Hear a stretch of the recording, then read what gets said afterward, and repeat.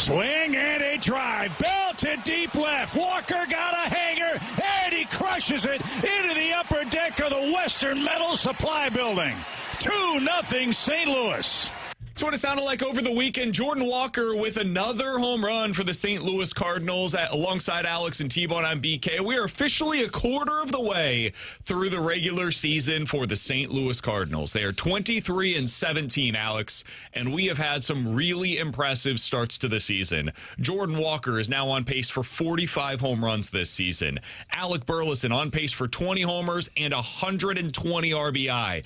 J.J. Weatherholt on pace for nearly 30 home runs on the season. Ivan Herrera getting on base still 40% of the time. What I would like to begin the show with today, we did this a little bit differently on the Redbird Report, which we recorded just a little bit ago. You'll be able to find that on the YouTube page later today, youtube.com/101ESPNSTL.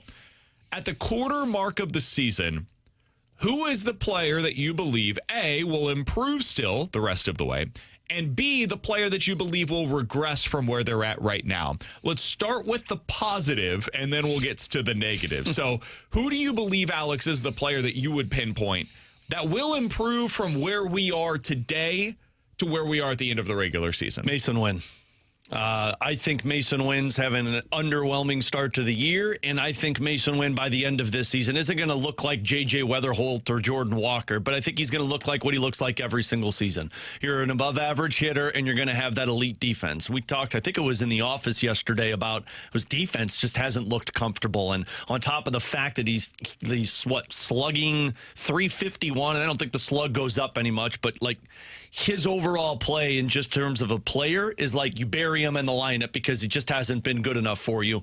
I think that will shift back to Mason Wynn being a guy that you're comfortable with in the lineup. So he'd be my answer. I think my answer would be J.J. Weatherholt, which sounds weird to say because he's already been very good. It's like saying Jordan You think he's Walker. going to get better? I think so, man. Like, you look at his numbers. I'm surprised Alex didn't go with Gordon Graceffo. Thought about it, but He might be my most guy likely to regress. Sorry, man. I was still right, so apologize all you want. I look at Weatherholt and I go, okay, the 350 on base, very good. The 405 slug, I think there's a chance that could be boosted a little bit when he starts hitting for average and hits for more doubles. Because you look at the average, guys, he's getting on base at 350 clip while hitting 235. And watching J.J. Weatherholt's at-bats, he's not a 235 hitter. And that's why I just wonder if you're going to see his numbers even get better from here, which I know feels like a lot to ask already for a guy that's almost 20% above league average. Man, he looks like a special player, and I don't think he's a 235 hitter, so I think he's going to start hitting for more doubles. And when he does that, that slug will come up, that on base will potentially rise a little bit more as he continues to take walks. He would be my pick as a guy that's going to get better from here. I think it's kind of hard to find somebody in this lineup that I think will improve from where they are right now. And that is a little bit scary, to be candid, because if you're not going to have guys improve, then you're asking everybody to either stay the same or you're potentially going to get worse production from your lineup. But you look at Alec Burleson. Do I think he's going to be better than an 800 OPS? Probably not by a lot. J.J. Weatherholt, you might see better on the average, but does that come with like another increase in the on-base, or is he just a 350 on-base percentage guy and right around a 750 OPS? I think this feels about right this season. I can't ask for more of Jordan Walker. Come on, man. 950 OPS is absurd. And Ivan Herrera, I want to make the case for him. He's getting on base 40% of the time. How the bleep is he going to get better than that over the course of the next 3 months of the regular season? So I couldn't find anybody on that side that I think will improve. So I went with a little bit of what, I don't know if this is a fair one to go with, but Pedro Pajes. Gordon Graceffo. We already did that joke, man. I know, but I want to I'm going Dustin May. I think Dustin May will have better than the 4.85 ERA that he is currently maintaining. Now, a lot of that is because he was just dreadful in his first two starts of the regular season and had a 15.5 ERA. It's going to take a little while to be able to get that thing down, but I think over the course of the season, you will see that come down. I think what we've seen over the last 6 starts is a real change for him. And you will see him more often than not get 5+ innings, typically 6 innings into a game, and you'll see him give up, 3, maybe in a bad start, 4 earned runs. So I'll go Dustin May as my guy that will improve from where his numbers are at this point in the regular season. I think the rotation is an easy spot to pick to go for someone to improve, and I can get how you land on Dustin May because the stuff's looked better. I have no faith in any of those guys outside of McGreevy, and that's why I just couldn't, because I looked at the rotation. When we had this conversation, I was looking at it going, okay, I guess May could be better. Could Leahy's numbers really come down maybe a little bit more especially if we now just go 5 and dive with him? Sure, they could. Do I feel confident in that happening? No. Because at times I still see the same old Dustin May, where the command's a little bit off, and then once he falls behind in counts, then he starts to get rocked a little bit. So I just have no faith in the rotations showing any signs of significant improvement for the rest of the way. On the other side of things, let's go ahead and get into the negatives. Alex, you ready to go, big guy? Oh, baby, let's do it. All right. Who do you think is the player that will not be able to maintain what he has done so far this year? They will regress before we get to the end of the regular season. Mine's Michael McGreevy. And I hate saying it because I hope it's not true. But what a hater. I know, a 2.1 ERA with all of the strikeout stuff. You don't see that happening? I don't know if I see it happening from start to finish. It's like Kershaw numbers. I hope I'm wrong. His face, you fraud. He was on the morning show earlier today. I would love to at some point. But I hope he does, because if he does, man, that's a number 1 or number 2 in your rotation moving forward. And you found the answer that you've been searching for the longest time. I think it dips a little bit, and I think you're still talking about a guy that you feel really confident with, but I just don't know if the strikeout numbers are going to be there. I agreed with McGreevy, so to go different from that one, I will circle a guy in the lineup in Nathan Church. I don't think he's going to sustain being above league average at 5%. He's not a church head. How do you say pick a guy that's going to regress and then just go out there and say what a hater to both answers? Say Nolan Gorman. I think that's probably about who he is.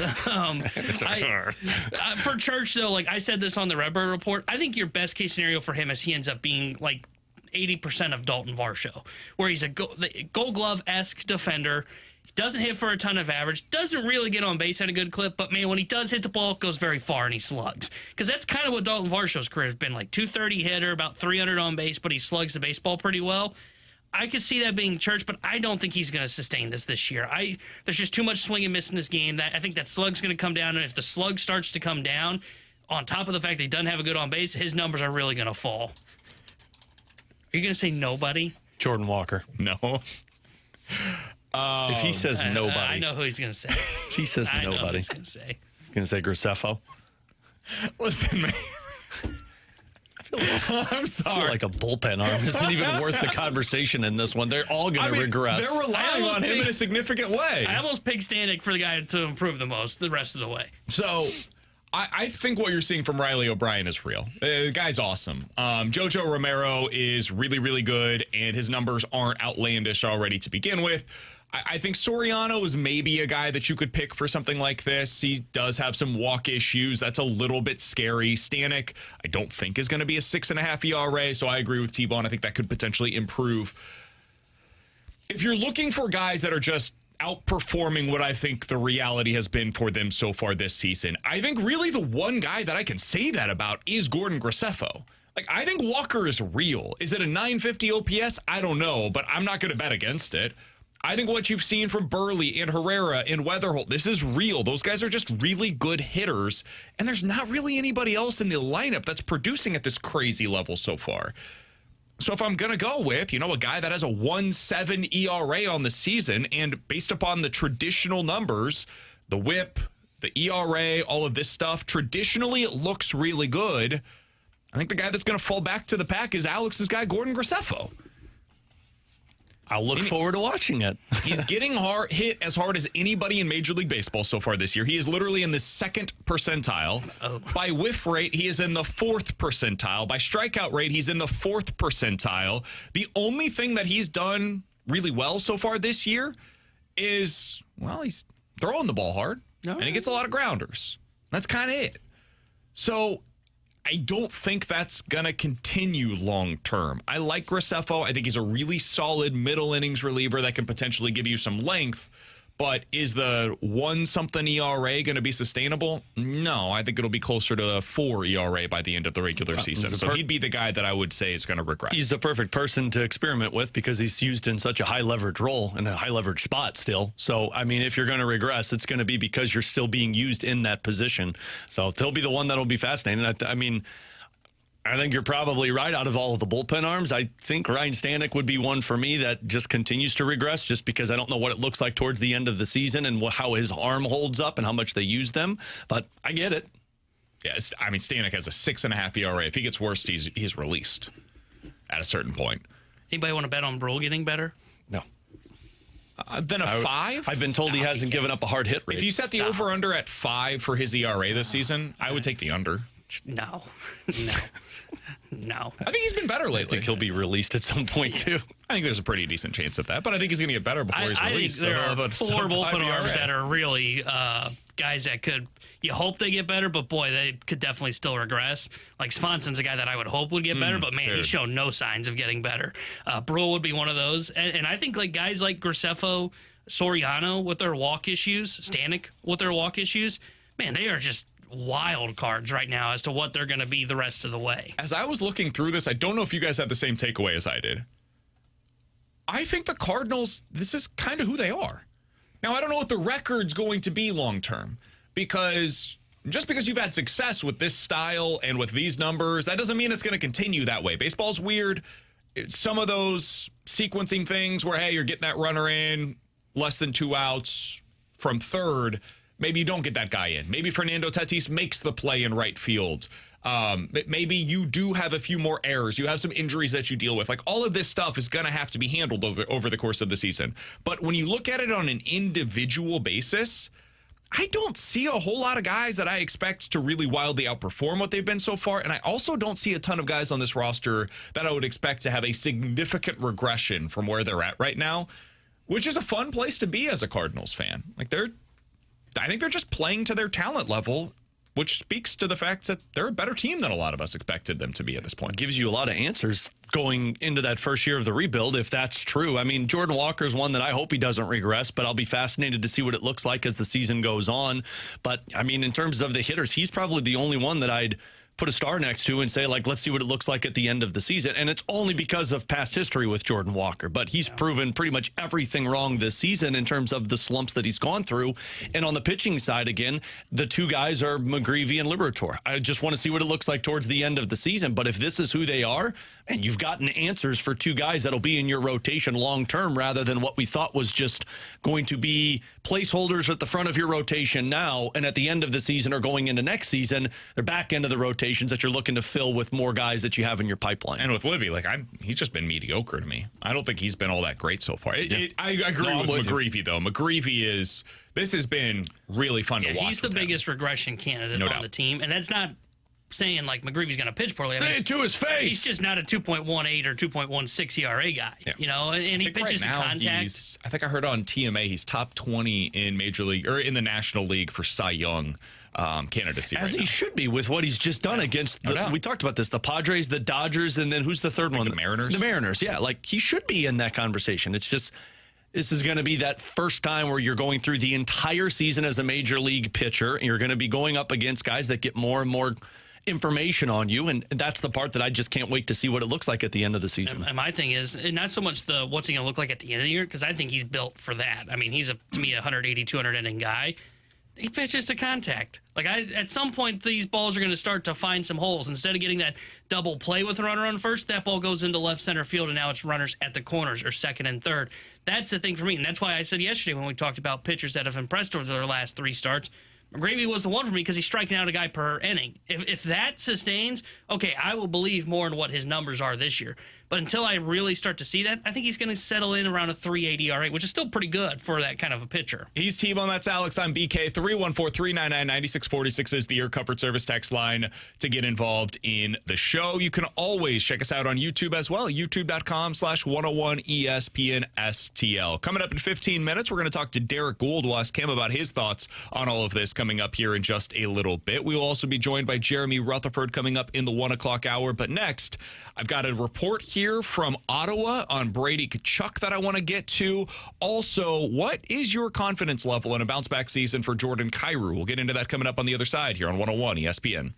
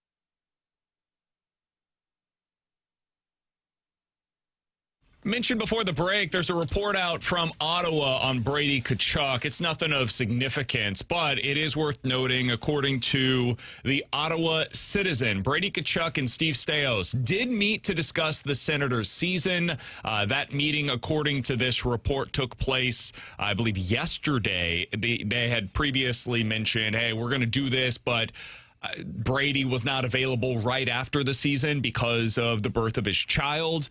And then Staios went over for the World Championships to be able to scout over there. So he was unavailable after Brady was then available to meet with Travis Green, their head coach. So they apparently, according to this report, met yesterday in Ottawa. And according to the report, they were able to talk about both what happened this season and also to map out kind of what needs to take place with the changes within the team. This report suggests that it's unlikely Brady Tkachuk is moved this offseason unless he specifically asks for the team to trade him, which as of right now, we have no reason to believe will ultimately take place, Alex. Yeah, and I mean, I doubt Staios is even going to allow to move him if they're having conversations about going for a Stanley Cup. I did find the one snippet interesting in it, which makes sense, but basically said that, Brady and Steve have just kind of shut down any conversations about the future, which they can't really discuss a contract extension until there's 1 year left. Correct. He's got 2 years. So nothing really in this one. I think this is the same thing that the Maple Leafs did with Austin Matthews, are going to do with Austin Matthews, of sitting down the state of the team and saying, like, okay, how do we make ourselves closer to winning a Stanley Cup? Because you're going to have to sell the guy on wanting to stay where they're at rather than, as you approach unrestricted free agency, leaving and going elsewhere to try and win a Stanley Cup. I also found this part to be interesting. The Senators have 3 needs heading into the offseason. None of them are easy to fill. The club has been chasing a legitimate goal scorer who can play with Tim Stützle for 2 years. The Senators also need to be bigger and harder to play against, particularly on the back end. And this season confirmed that they need to have a solid backup behind Linus Ullmark, who can be relied on to play about 30 games next year. Now Tkachuk and Staios can turn the page towards next season. So think of what I'm thinking? Kyrou, Parayko, Binnington for Tkachuk? It is ironic, right? Like the 3 things they need, well, the Blues have all of those things in spades if they really want to make some kind of a package deal. The money is ultimately going to be a significant factor in such a move. But I found that interesting that the Blues would line up well in a trade if they wanted to do it. I'll say this, like, Tkachuk, you know what? Set it aside because right now it's a pipe dream. Doesn't sound like anything's happening. But if they need scoring and you need help at the center position, I floated this before, Shane Pinto would be the guy I'd target. And if they want either help on the back end or if they want a goal scorer, you can flip Kyrou or Parayko for trying to bring that in. And Pinto just signed a contract extension. He's 7.5 next year up until 2030. He's 25 years old, and he would be a upgrade at the center position of a second line if you want to make a move. And second line center is hard to come by. Charlie Coyle just signed, what was it, a 6-year deal? 6 by $6 $6 million per year? 34 years old. Ooh, baby. That is a big-time contract for a 34-year-old who was about to be one of the top free agents on the market and instead will not be hitting the market. That might be part of why Jeremy Rutherford in his piece earlier today, Alex, over on The Athletic, basically said, roll it back.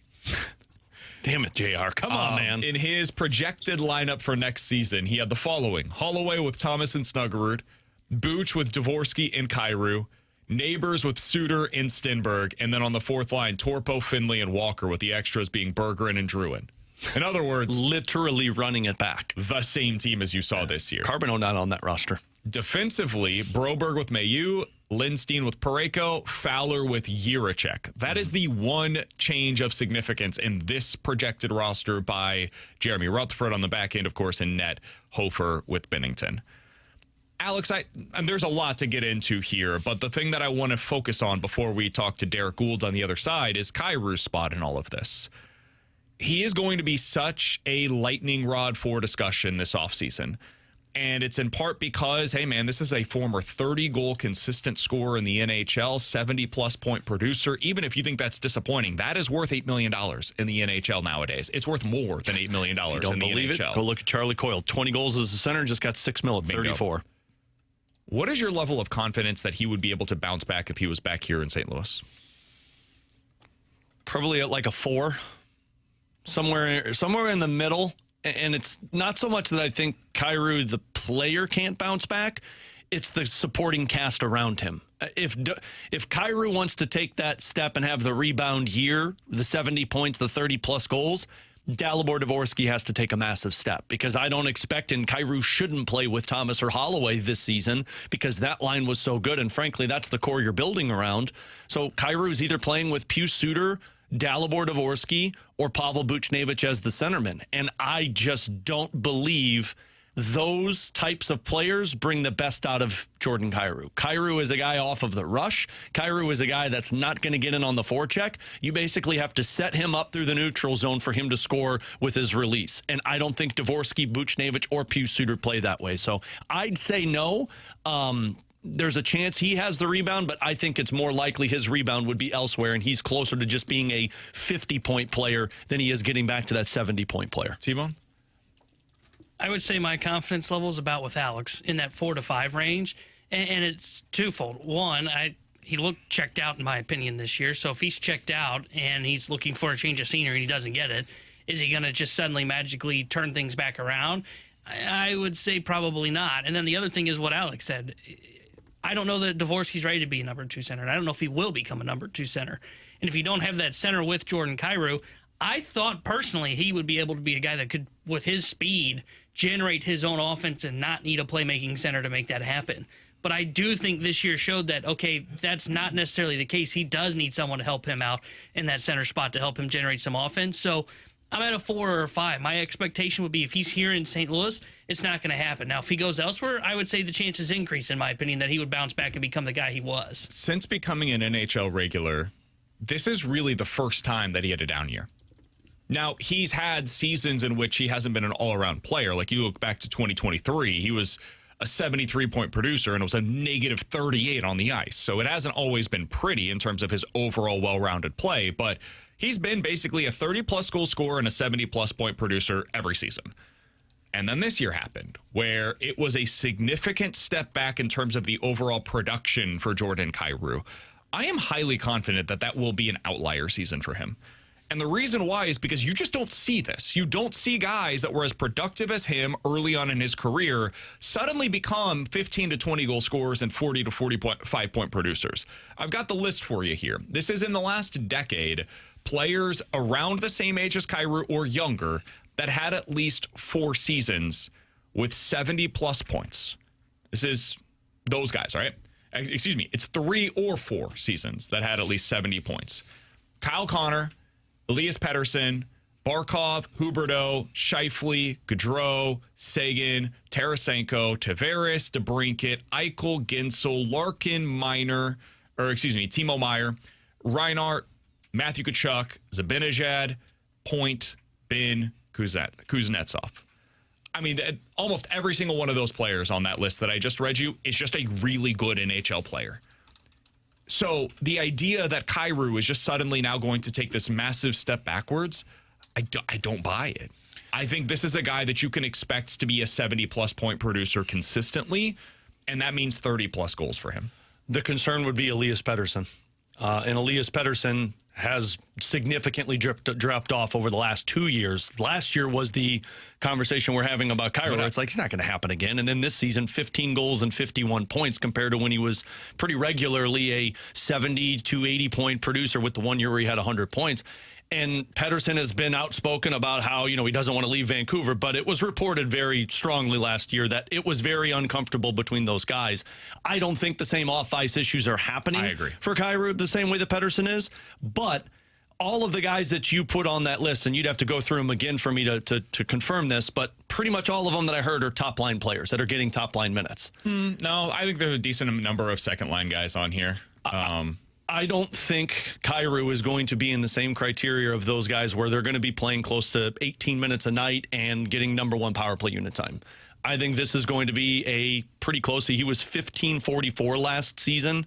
I think you're probably looking at that time on ice for him, and you're looking at second power play unit times. And late in games, I don't know how much he's going to be out there. I think his role has diminished to more of that secondary option compared to Holloway, Thomas, Snuggerud. I think they trust Jake Neighbors tremendously on the ice, and depending on what Carbonneau's development looks like, he might fall into that spot. Yeah, I don't think that Carbonneau's going to jump him this quickly, but next year, if we're just talking about a bounce-back season for 2026, I would be pretty shocked if Carbonneau comes in and immediately generates more ice time consistently than Jordan Kyrou.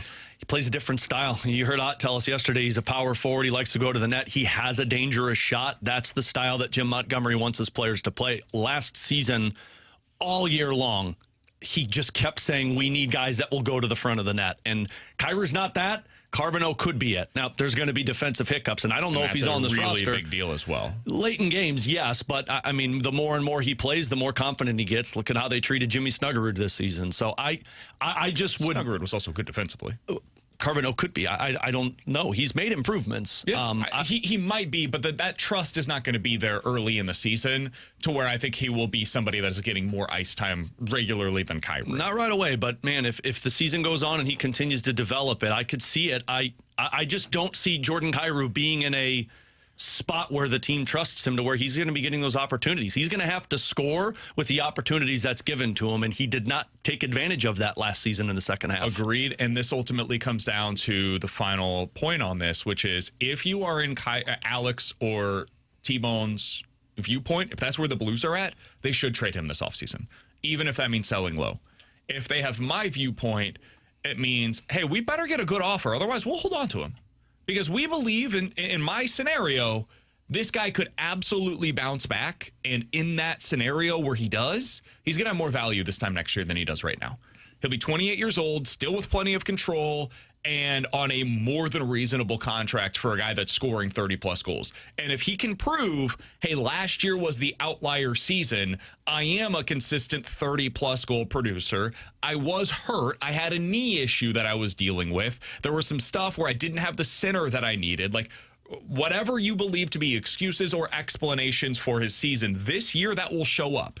If it's excuses, he'll be the same guy that he was last year. If it's explanations, he will be able to bounce back in a way that I think he can, and you guys do not.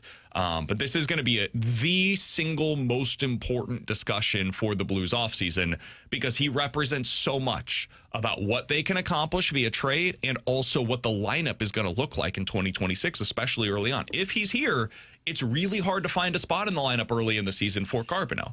If he's not here, though, you could potentially immediately put Carbonneau right into that lineup, and he could be a top 9 forward for you. Alongside Alex and T-Bone, I'm BK. It's BK and Ferrario here on 101 ESPN. Derrick Goold, Cardinals beat writer for the St. Louis Post-Dispatch, joins us next here on 101 ESPN.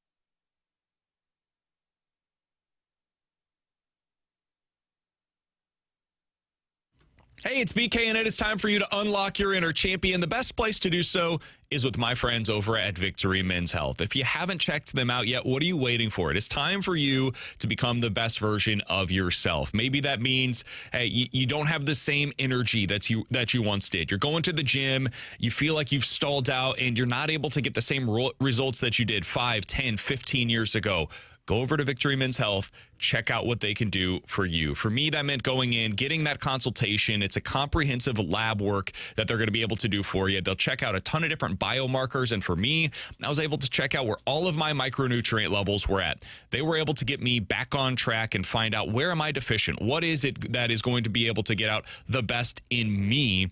For me, I was able to go there. They did exactly that at Victory Men's Health. They have 4 great locations across the St. Louis area. You can check them out today online at victorymenshealth.com. That's where you book that first appointment. Incredibly easy process to get started. victorymenshealth.com. That's victorymenshealth.com.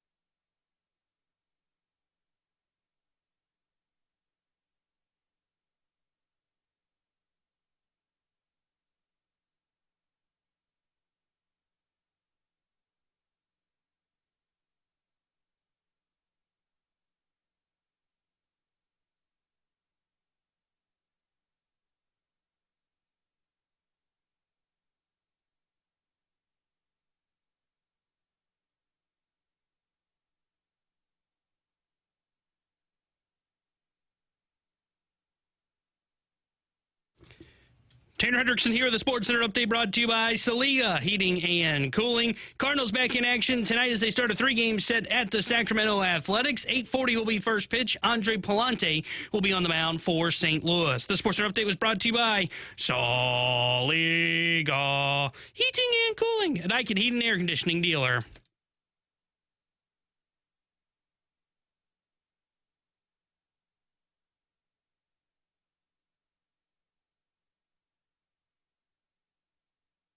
Alongside Alex and T-Bone, I'm BK. Happy to go out to the Kiley and Thompson hotline for our weekly conversation with the Cardinals beat writer for the St. Louis Post-Dispatch. He's Derrick Goold, joining us as he does each and every Tuesday. Derrick, appreciate the time, man. How you doing today?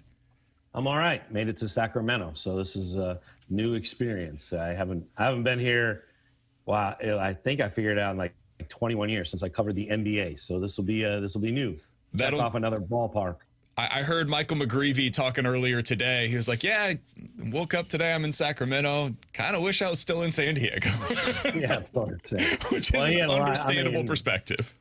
Yeah. He also had some wedding prep and a whole lot of family there and friends. And he had one of his best starts of his career. So no wonder he wouldn't want to leave San Diego. No doubt. Derrick, this team is now a quarter of the way through the season. They are 23-17. They've had some very impressive individual performances, such as Michael McGreevy that you just mentioned. I am curious because there's been a lot of things that have surprised me about the start to this season. Is there any one thing in particular that has surprised you most, whether it's an individual player, a team level? What is the thing that has surprised you in a positive way the most about the 2026 Cardinals? I think that they're able to pretty much pull off the zero defect style of play. You're talking about a really young team learning. A lot of them are learning how to perform and adjust and pitch and hit at the highest level on the job. And they're not yet at their max talent in a lot of ways. They're finding their max talent in bursts and then going through stretches of difficulty. And yet this style of play, they have been able to play so finely tuned that they just beat other teams. And it's a lot of 1-run games. They lost their first extra inning game. You look at this 17-day, 16-game stretch that was supposed to be a 17-game stretch, but you look at that and 5 of their 7 losses were by 2 or fewer runs. 2 or fewer runs. I mean, they just played such a drum-tight style, and they've been able to do it every day. I don't know. I know it's my job, so I'm going to try to convey how difficult that is. It's a constant attention to detail. It's like a concert piano performance every night, and they just don't have the Manny Machado talent or the Aaron Judge power to make up for a mistake. So they just don't make any. And that to me is remarkable. So, Derrick, they've already played 2 of the 4 teams in the Central. We haven't seen them go up against the Cubs or the Reds yet. Do you view them as the second best team in the NL Central right now? Ooh, that's a great question. No. They let me rephrase that. They shouldn't be, but the National League Central, I will continue to say this probably throughout my career.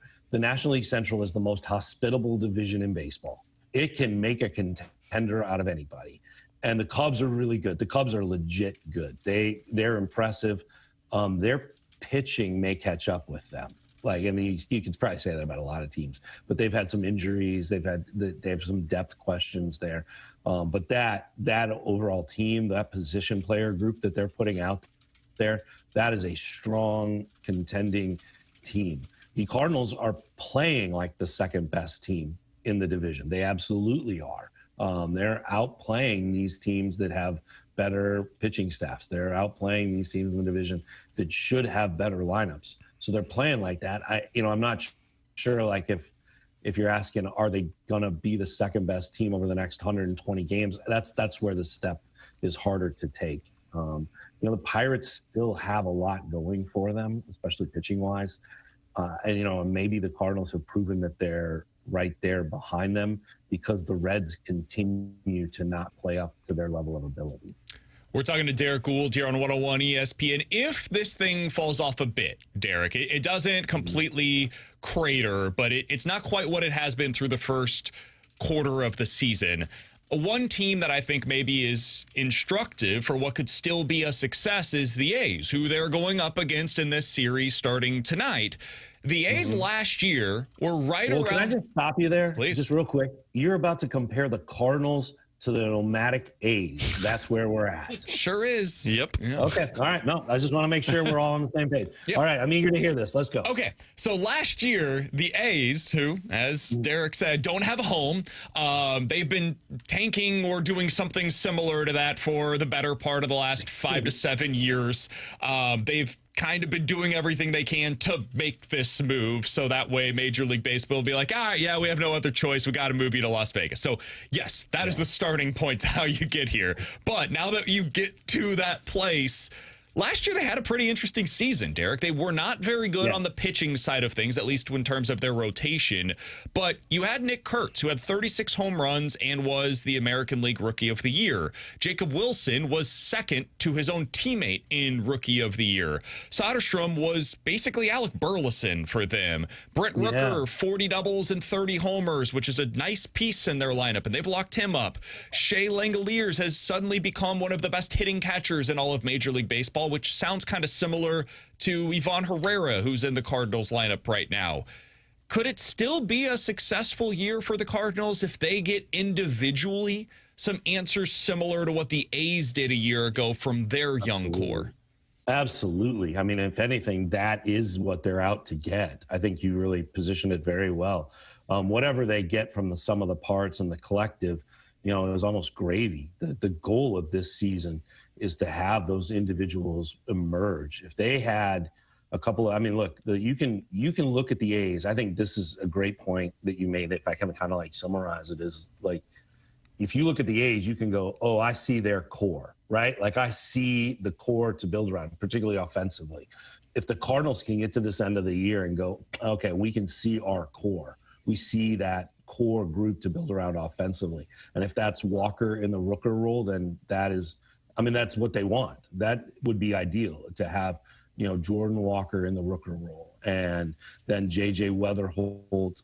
He's not Nick Kurtz, but those were the two kind of most advanced college hitters coming out in that same draft. Very different hitters and how they did it, but those were seen as kind of like the most complete, or not the most major league ready hitters, with Kurtz being the most powerful and JJ kind of being the most complete hitter. So, yeah, I think I like the way you kind of offered up that roadmap. That would be significant for the Cardinals. If anything, that's something that Chaim Bloom has said multiple times is, they want to come out of this season with a real clear sense as to who they're going to build around when they start spending, when they start kind of augmenting, who's going to be the group that's leading them. And I want to offer my caveat here. Is sometimes poor performance is also that answer.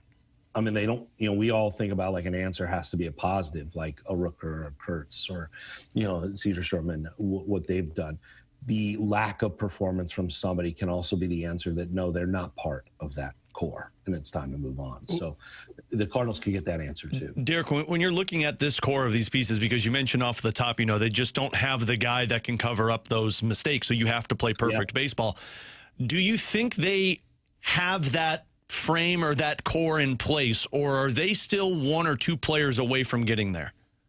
Well, I think they're always one or two players or one player away, because that's how, you kind of build a contender, right? Like you go out and you get the Matt Holliday to add as a cleanup hitter.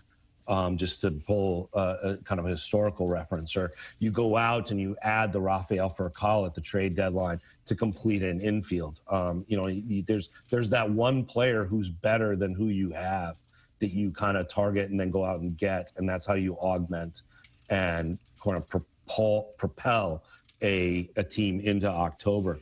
When you talk about a player who has the ability that they don't have to play perfect to win, I think that's what's emerging from, internally. Jordan Walker has shown power here in the first 40 games of the season. And if that power, if you think about like that power coming more consistent, or at least teams taking note of that power more consistently, then that's a guy who has the power to overcome mistakes. He's that kind of player. Herrera has already gotten attention of teams, and with his play, you know, the style of hitter he's not going to have that same kind of 425-foot home run as Jordan, but you know, Herrera is going to be probably more consistent, kind of that higher average guy, and a lot of doubles, and that can overcome some of the mistakes. So I think they have the potential to have a few of those hitters, but they're always better if they're going to go out and then add a proven one at a spot where they don't have somebody at that moment. Derek, as you look to the minor leagues, the Cardinals made a significant announcement earlier in the week with Rainiel Rodriguez, who has been promoted to the AA level. He's doing so at the age of 19, which is just, I don't want to overlook the fact that he is this young at that level. It doesn't really happen. It's only happened with 4 other guys in the Texas League over the last decade to have significant at-bats at that age, at that level. What does he represent for the Cardinals right now in their minor league system, in your estimation? Boy, he represents, you know, their top hitting prospect, who also plays an in-demand position, a very influential position. He's just a real rising talent who looks like a corner piece because of what he does at the plate, and the real power potential he has. And at a position of such importance that he handles well. He's improving at it, but he continues to do so. And the speed of the game is, you know, something he's adapting to, and that'll be a real good test of AA. You know, it's a test that Crooks and Leo Bernal are getting at AAA. This is a real talent that the Cardinals have in Rodriguez, and a real future piece that it'll be interesting to see both how they clear the way for him, but also how they nurture him to kind of be the fixture behind the plate. And I want to say that carefully, because the fixture behind the plate these days means something different than it did in the Molina era. Like, I mean, if he can go out there and catch 100 games, that's a fixture. That's a guy who, you know, if he's splitting time, if this works out where, you know, 2 years from now, it's Herrera getting 60 games and Rodriguez getting 100, or vice versa, then, I mean, that's a fixture at catcher to me in this modern era. And that'd be such a valuable player for the Cardinals, and such an impact arrival potentially. When you think about the timing of when they see them emerging from this rebuild cocoon to be a butterfly again, you go that the Rodriguez will be right there, right there, 21, 22 years old, and about to hit his way into the majors. So as a follow-up on that, Derek, it's something I've been thinking a lot about as they made this announcement. Catchers take time, man. It takes time to develop not only your bat, but also the mental side of things. We've seen this with the Cardinals. It has become all too clear for all of us in the post-Yadier Molina era on how much there is put on the catcher's plate, especially within this organization. Do you think there's a scenario, if he keeps hitting the way that he has throughout the minors thus far, where they look at this and say, you know what, we've got a lot of catchers, and maybe it's not the best thing to have that wear and tear behind the plate for him, and he continues to hit his way to the major league level? Let's look at a potential position change here and see if we can get him to the major league level as a left fielder or as a first baseman, and then we'll figure out the catching of it all later on. Is that something you could foresee for this organization? Or do they view it as value that he is behind the plate, and that is how he's doing this damage?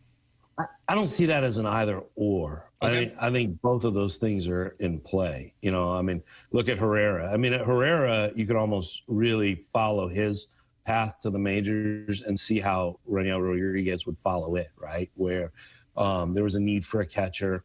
Herrera comes up. He really struggled at catcher. There's no other way to put it. He struggled behind the plate.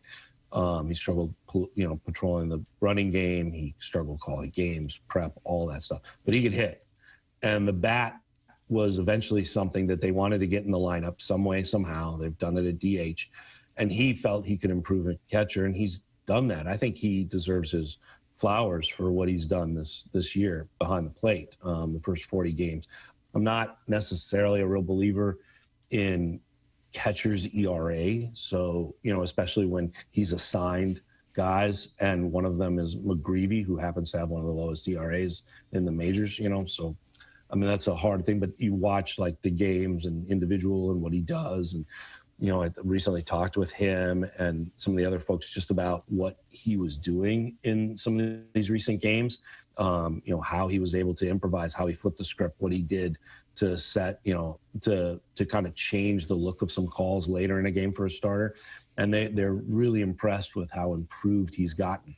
And so you can see for Rodriguez how that would follow a similar path, right? The bat is ahead of catching. That's just the way it is. With Molina, it was the other way around. He, the famous line from Tony La Russa that he could hit 0 and still be the starting catcher because he was so far ahead of the game defensively.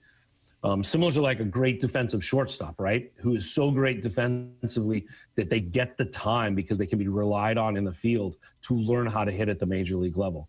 It's like that could flip, like it has for Herrera, for Rodriguez, where just a bat you cannot ignore at a position of such high value that you want to continue to nurture it, and you just do so at the highest level.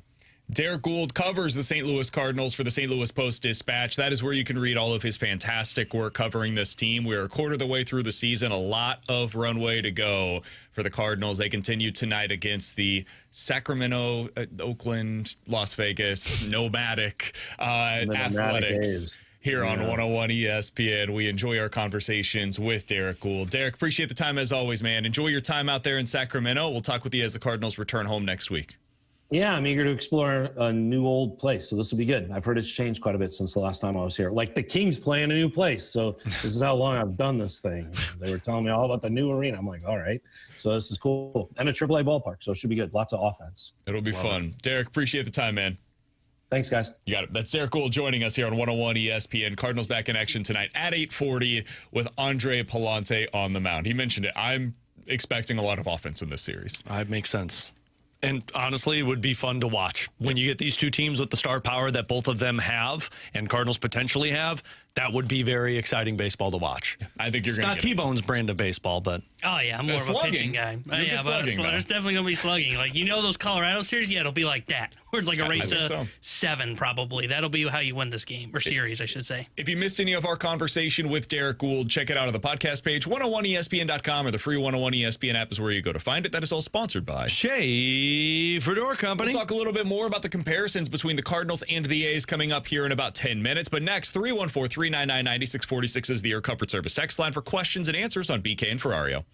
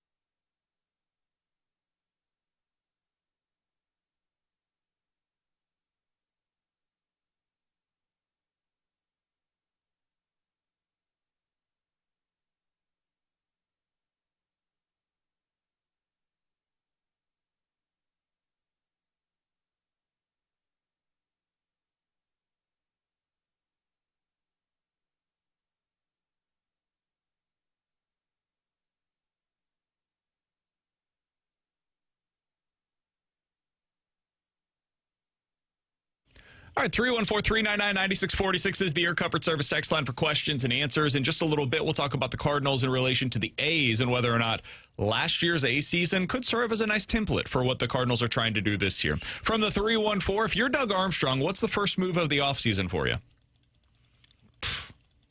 Trying to trade up in the draft would be my first move.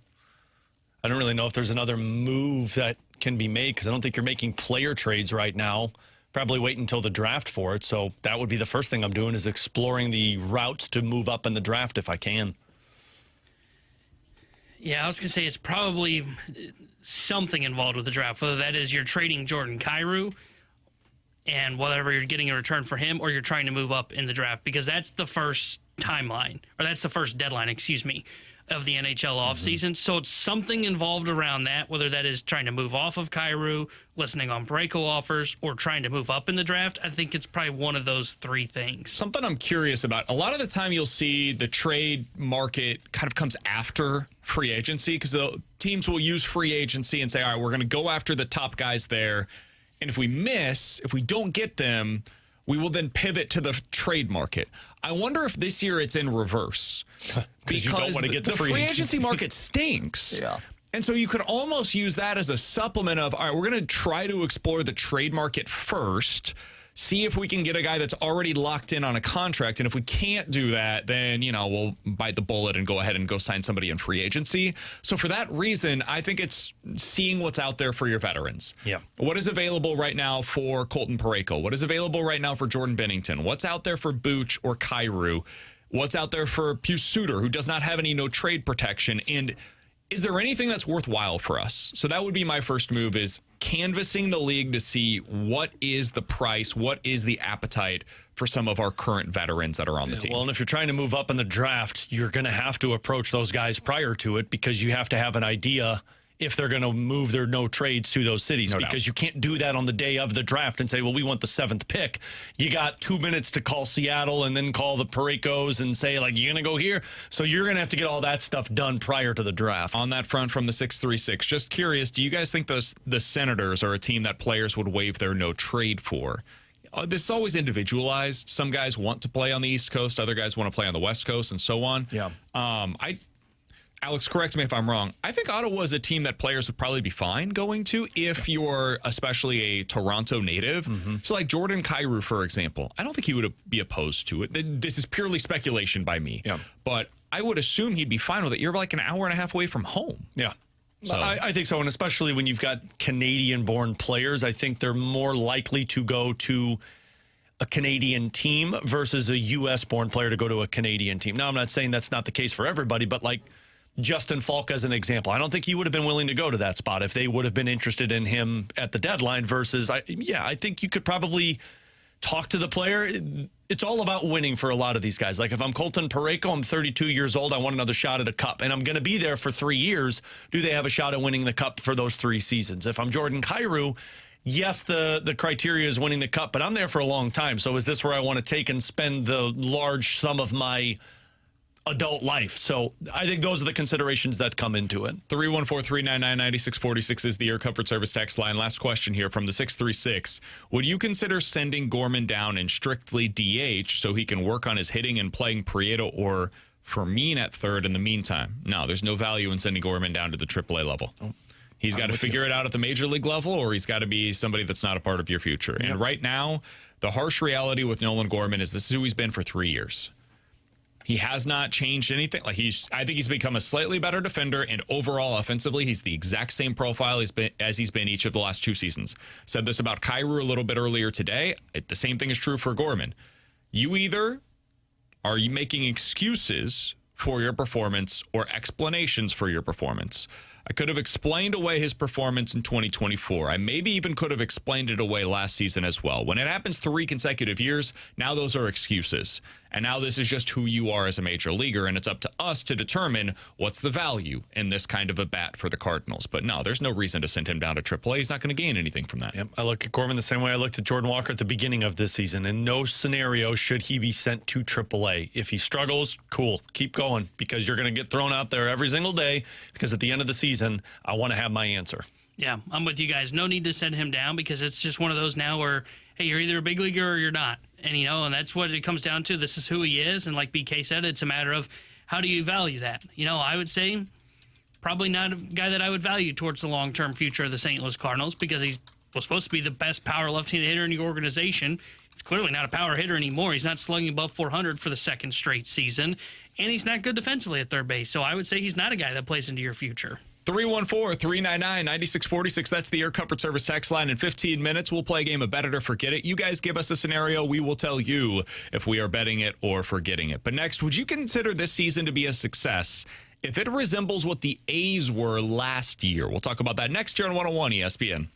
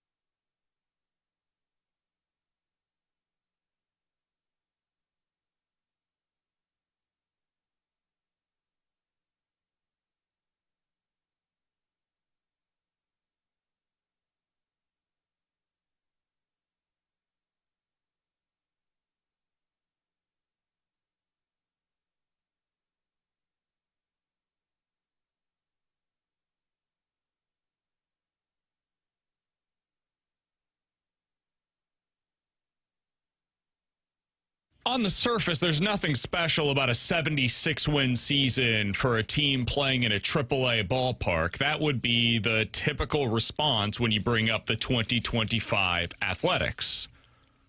I also think they serve as a bit of a template for the 2026 St. Louis Cardinals. Alongside Alex and T-Bone, I'm BK. It's BK and Ferrario here on 101 ESPN. The Cardinals are 23-17 through the first 40 games of the regular season. That is objectively a success.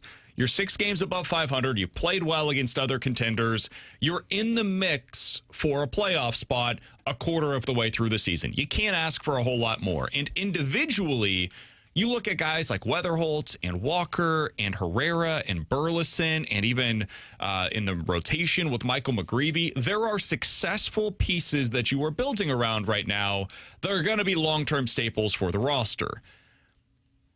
I think that there is a possibility, though, that the record goes in the other direction eventually. My hope is it doesn't, but I still think if you look at the 2025 Athletics, they could serve as how this would be a success even if you don't end up winning 80-plus games this year. The Athletics last year had Nick Kurtz, who ended up winning Rookie of the Year, had more than 30 home runs, Alex, over the course of the season, despite only playing in 117 games. That's a great piece to build around. Jacob Wilson was second in the AL Rookie of the Year voting only because Nick Kurtz was on his roster. Tyler Soderstrom is one of the guys that I think gets talked about like not at all in Major League Baseball, despite the fact that he's a really good player and is basically just Alec Burleson for the Athletics. Then you have a guy like Brent Rooker, who is effectively their version of what Walker has been for you, 40 doubles, 30 homers a year ago. And I haven't mentioned Shea Langeliers, who's one of the best hitting catchers in all of Major League Baseball, kind of similar to what you have in Ivan Herrera.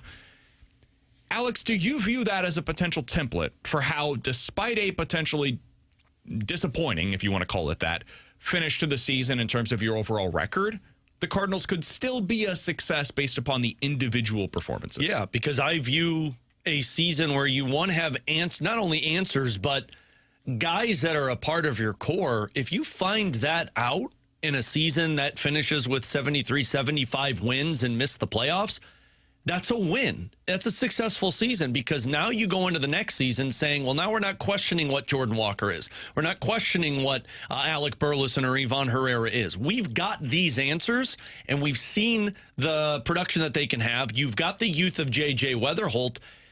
The Athletics walked out of last season being like, cool, we're on to something now because now we finally have guys that we can start putting pieces around.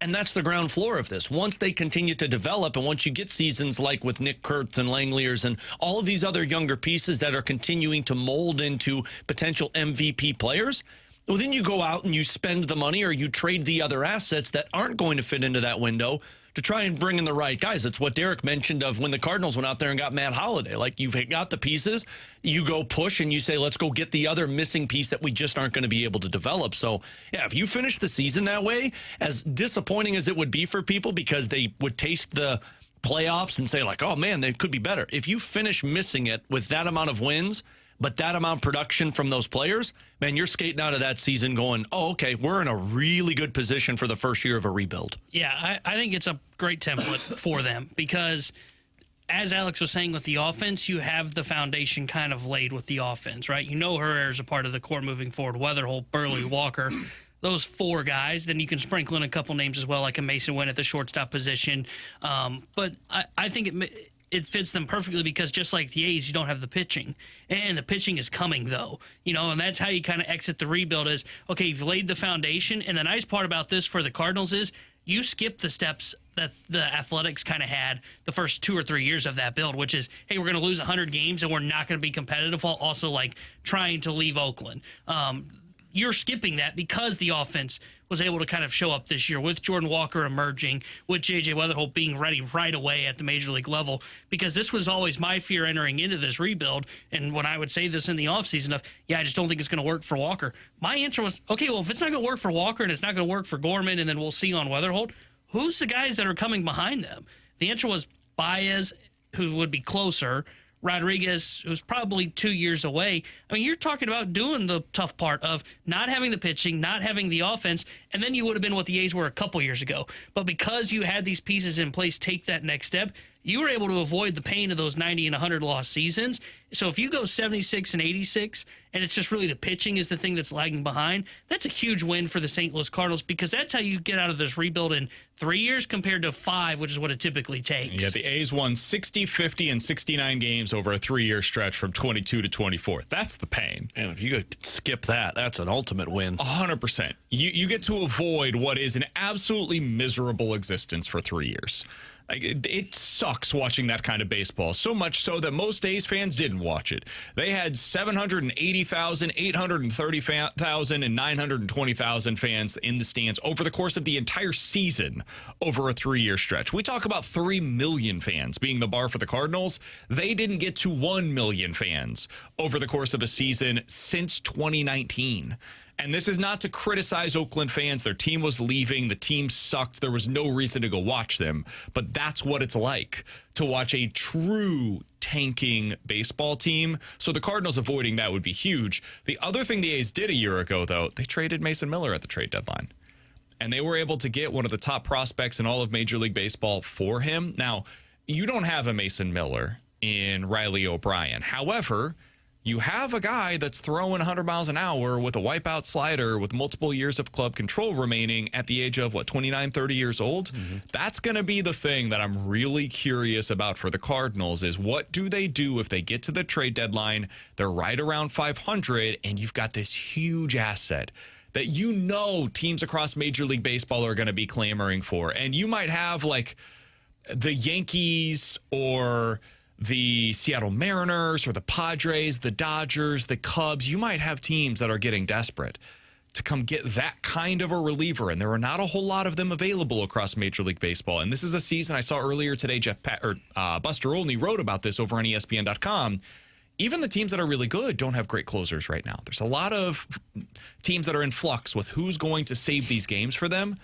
I would be fascinated to see what that kind of a conversation would look like behind closed doors for the Cardinals if they have the potential to trade him, similar to what the Padres did a year ago in acquiring Mason Miller. Yeah, it's probably the top thing that's desired when it comes to the trade deadline in Major League Baseball, because teams that want to win the World Series know that they need the bullpen to be elite. Even if they have a closer, you got to have another guy that could do it. T-Bone talks about it all the time. It's why I've said this, and I'll continue to say it. I think I'm trading that at the deadline, regardless of where you're at. And it's just because of what you could get back in return. And I think you're in a asset accumulation mode still. As great as it is with these pieces that you have, imagine adding another one to that you can dream on a little bit more. And I mean, look, you found Riley O'Brien and you turned him into this. What says you can't do that again for at least a couple of seasons in your bullpen? Yeah, I'll find it interesting because, I believe you shouldn't just punt on an opportunity for the playoffs, right? If you're in it by just a game or two, or you're in a playoff spot come trade deadline, I don't think you wave the white flag, because I think plans can change, right? I mean, Doug Armstrong says this all the time. The team tells me what I should do at the trade deadline. And if the team is telling me, hey, we're a playoff team, I'm not going to go, well, we said at the beginning of the year we were rebuilding, so sorry, fellas, we're not going to be in the playoffs.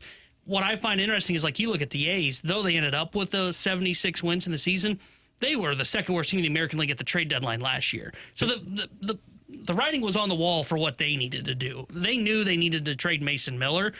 I don't know that they do that, though. Well, maybe they do, because they're one of these organizations that's hyper-aggressive like the Rays. But if you're in a playoff spot, to me, you don't just move Riley O'Brien because, at the beginning of the year, this is what we said we're going to do.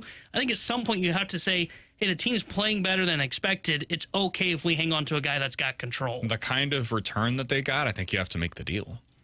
Oh, absolutely. They got a guy that is considered to be a consensus top 10 prospect in all of Major League Baseball. But I don't think you're not getting that for O'Brien. With the Miller scenario, yes. I mean, those prospects never get moved. We talked about it at the time. What if you get a deal that has similar kind of return to what you got for Brendan Donovan? Because I think that might be in play. I would do that. I don't think you can stop being in asset accumulation mode in the first year of a rebuild. When Doug Armstrong has said it, they viewed their team as closer to contending.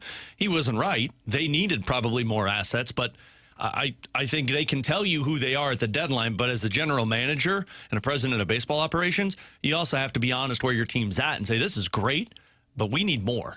And I think you kind of want to be greedy at this stage, because the greedy you are now, in a year or in 2 years, if you feel like the development continues to move forward and you can be aggressive and say, well, we got a lot of these guys, now let's go push to go get that piece we're missing, that's where you go into the asset accumulation versus selling and trying to go get something. I just look at the pieces they were able to add. Even if you take Leo DeVries off of this thing, which was the number one prospect that they got in return, he's currently the number one prospect in the athletic system and one of the top prospects in all of Major League Baseball. Set that aside. They also got their now number 6 prospect in their system, a pitcher who's currently at AAA, who last year, while he was in the minor leagues for San Diego primarily, had 24 starts with a 3.7 ERA and more than a strikeout per inning.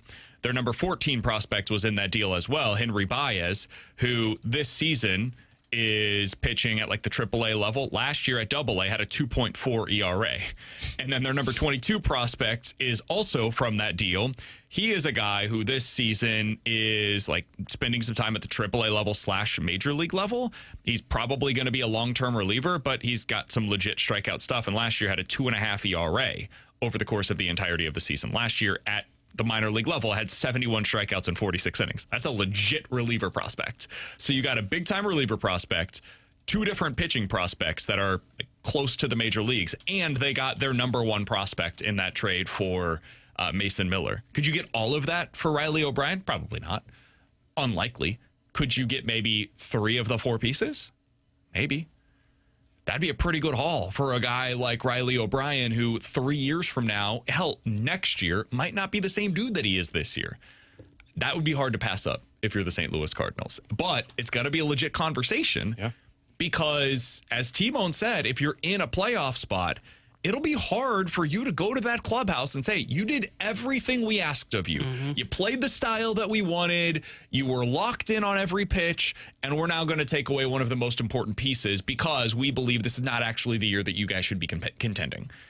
That's a tough sell to the clubhouse. It might be the right thing to do, but how does that vibe with what they've been able to accomplish as a team? I don't know, man. That would be a fascinating case study in how disciplined this front office is ultimately going to be long. And I would love to know what the reaction will be in St. Louis, because I think it will be a bit of a split. I think there will be some people that say, yeah, you got to do the right thing. But there will be some people saying, wait a minute, why did we just pass up on the playoffs, which we haven't been to in 3 years?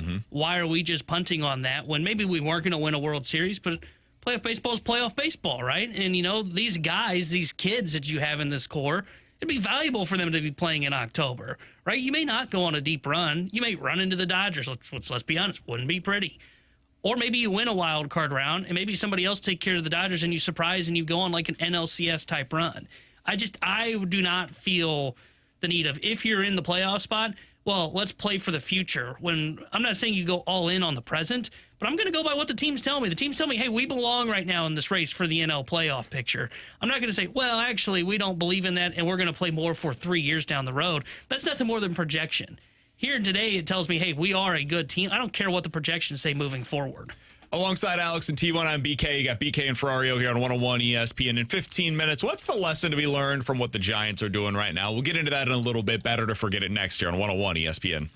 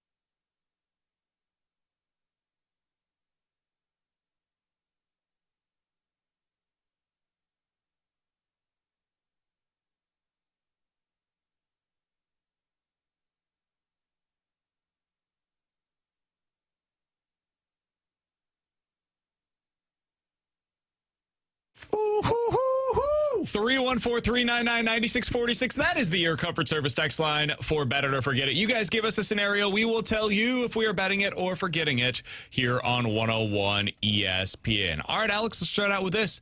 Bet it or forget it.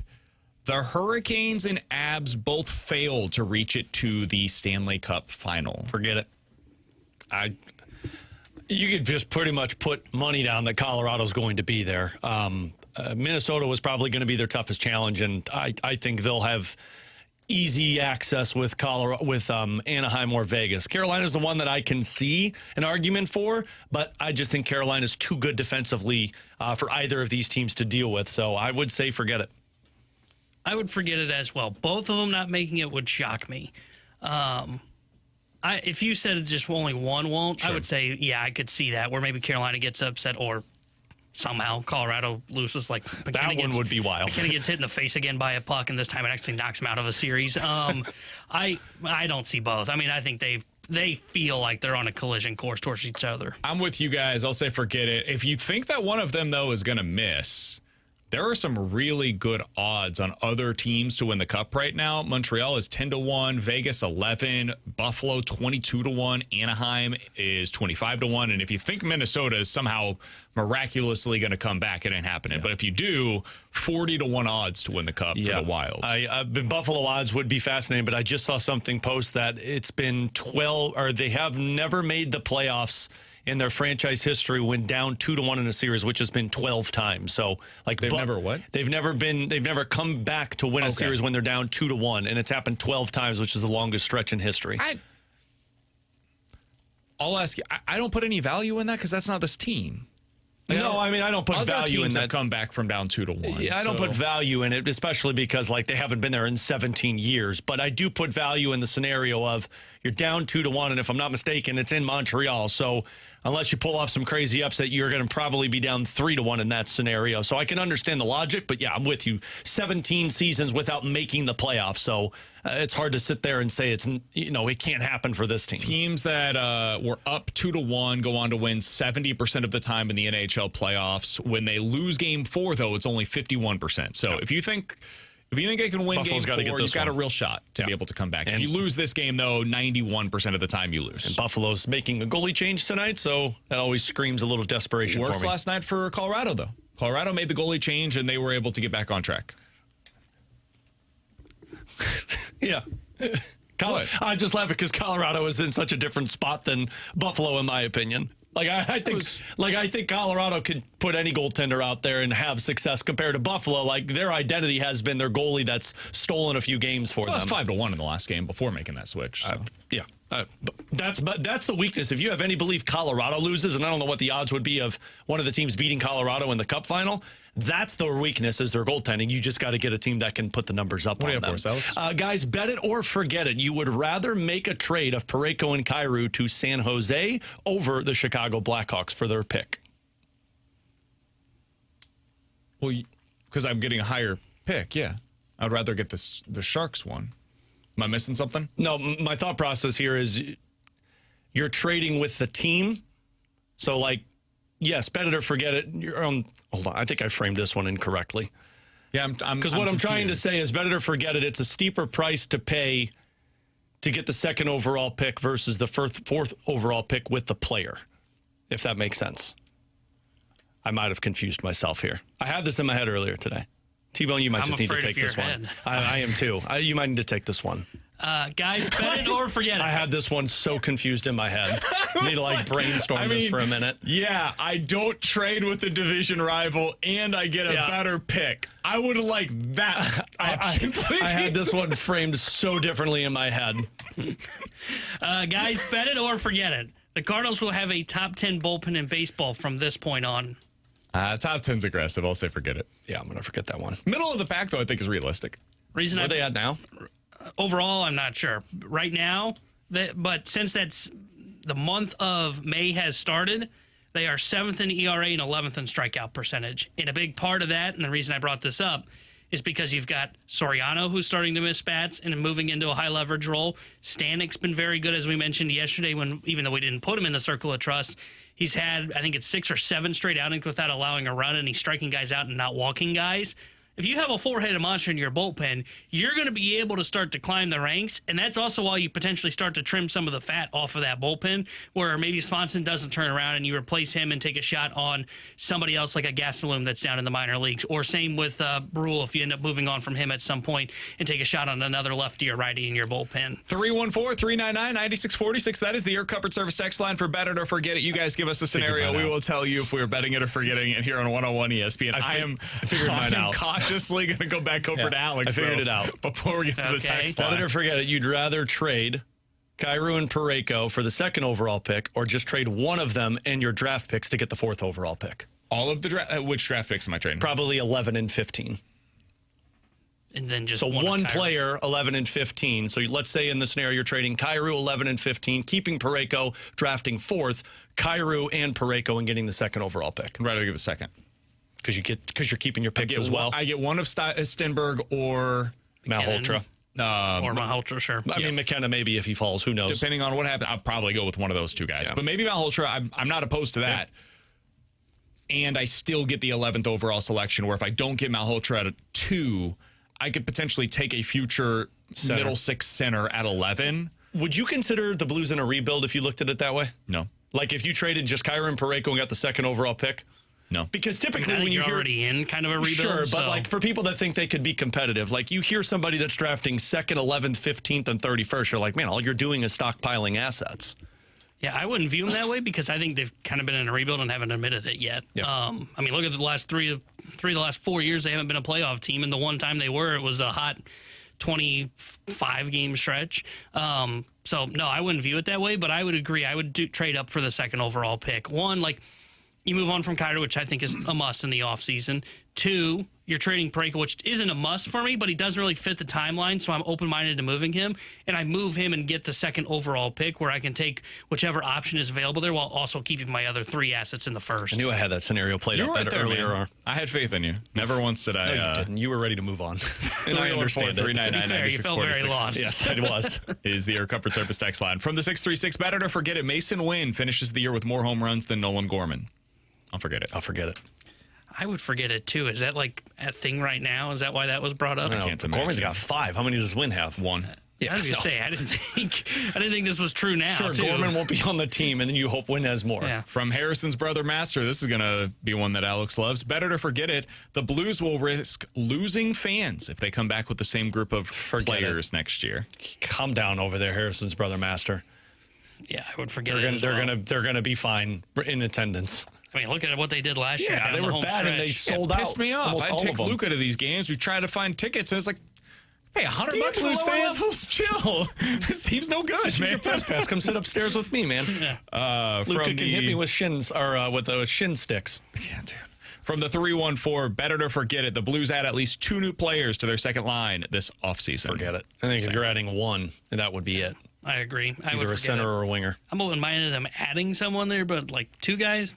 Unless you think they're adding a player via trade or draft and then putting Carbonneau on that second line. That was going to be my loophole to potentially get you to 2, but yeah, I'll say no. I think Carbonneau's probably on the third line or in AHL. That's fair. I wasn't counting that because I already count Carbonneau. Not that he's here, but he's in the organization. I was counting external additions. From the 314, Bet It or Forget It, 30 home runs this year for Jordan Walker. I'll bet it.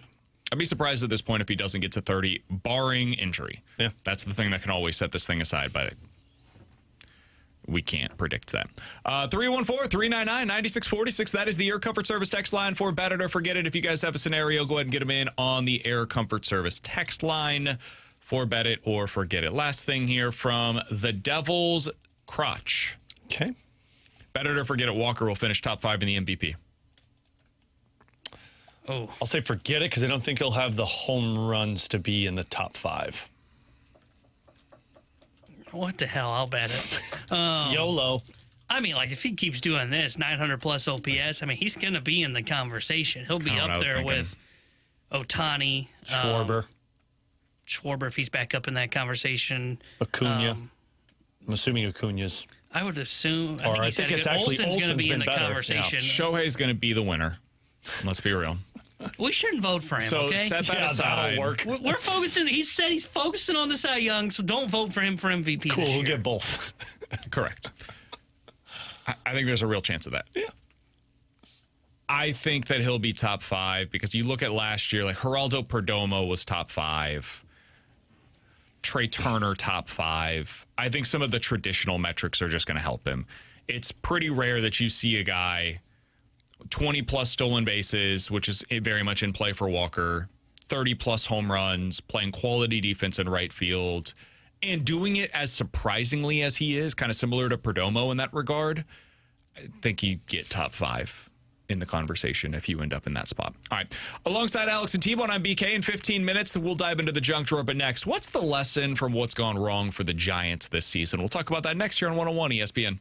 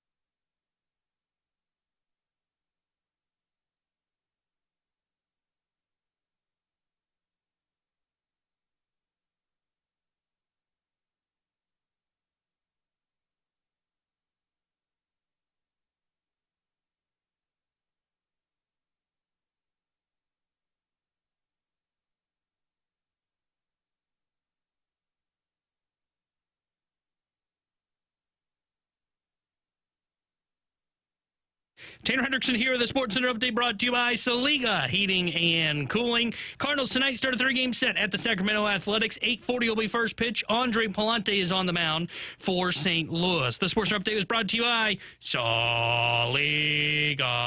Heating and Cooling, a Daikin Heating and Air Conditioning dealer.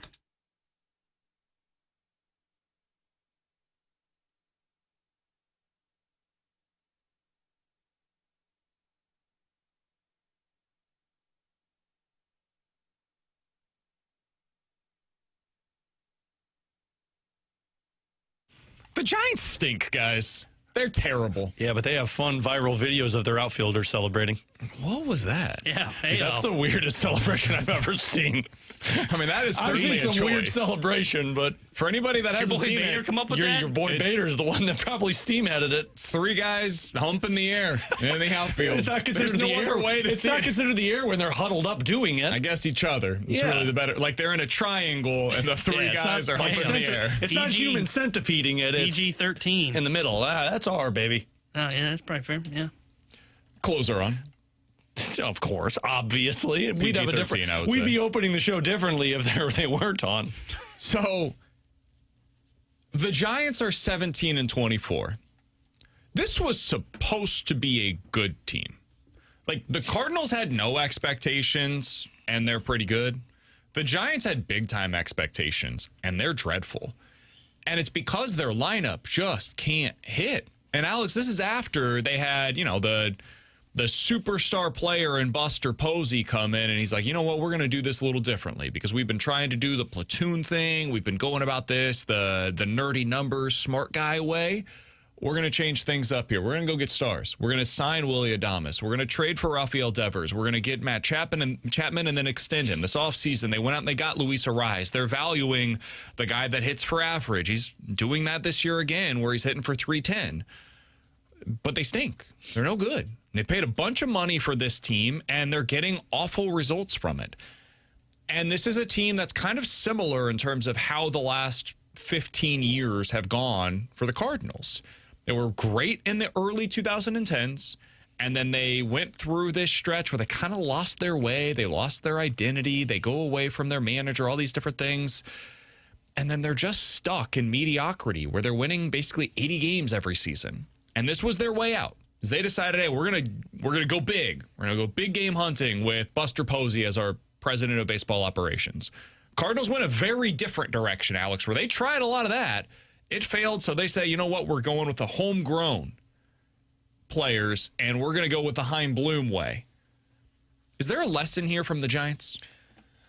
I mean, I think the lesson would be don't go just after name recognition to fix your baseball team if you've got a lot of other issues. And, I mean, offensively is their problem. And you went out there and you go after these guys that on the stat sheets in their career, you'd be like, oh, well, this guy's going to be a superstar for us. Rafael Devers, Willie Adames dominates for the Milwaukee Brewers. Well, you imagine he's going to come here and do this.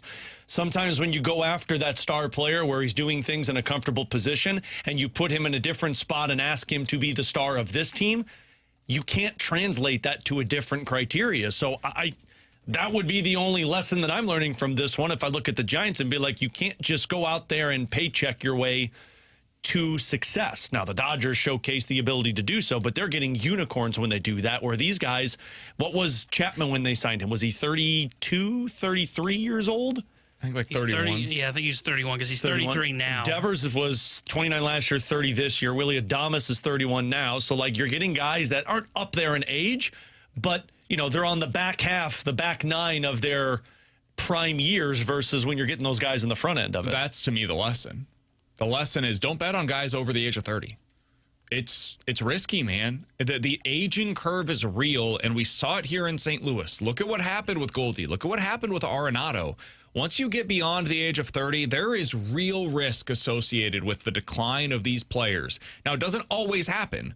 It's hard to know which ones it will and which ones it won't. But if you're going to sign those guys to these massive contracts, I better get the front end of that deal.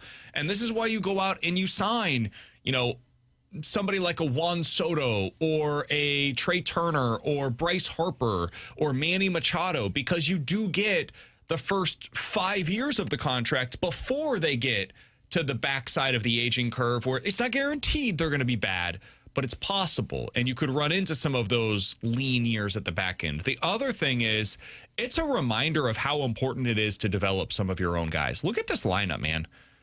These guys that they have developed internally, almost none of them have worked out for them. And if you're looking at the Cardinals, why is it working for them? Well, because you've had some development success. Look at where Walker is now. Look at Burleson, Herrera, Weatherholt. If you don't hit on some of your own internal players, I don't think it needs to be exclusively that.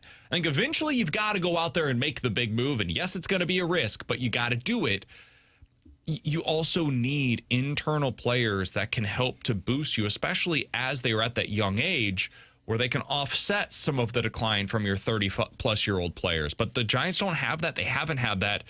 And because they've been whiffing on them so often lately, it's leading them to where they are today. Yeah, that's the thing for me, because I think at some point you probably have to, as an organization, go out and sign someone like a Willie Damas or a Matt Chapman or acquire the Rafi Devers. Devers is the one that's the most shocking because I thought that guy was a superstar. And clearly the answer is, okay, he wasn't the guy that we thought. And Boston was really where it panned out for him.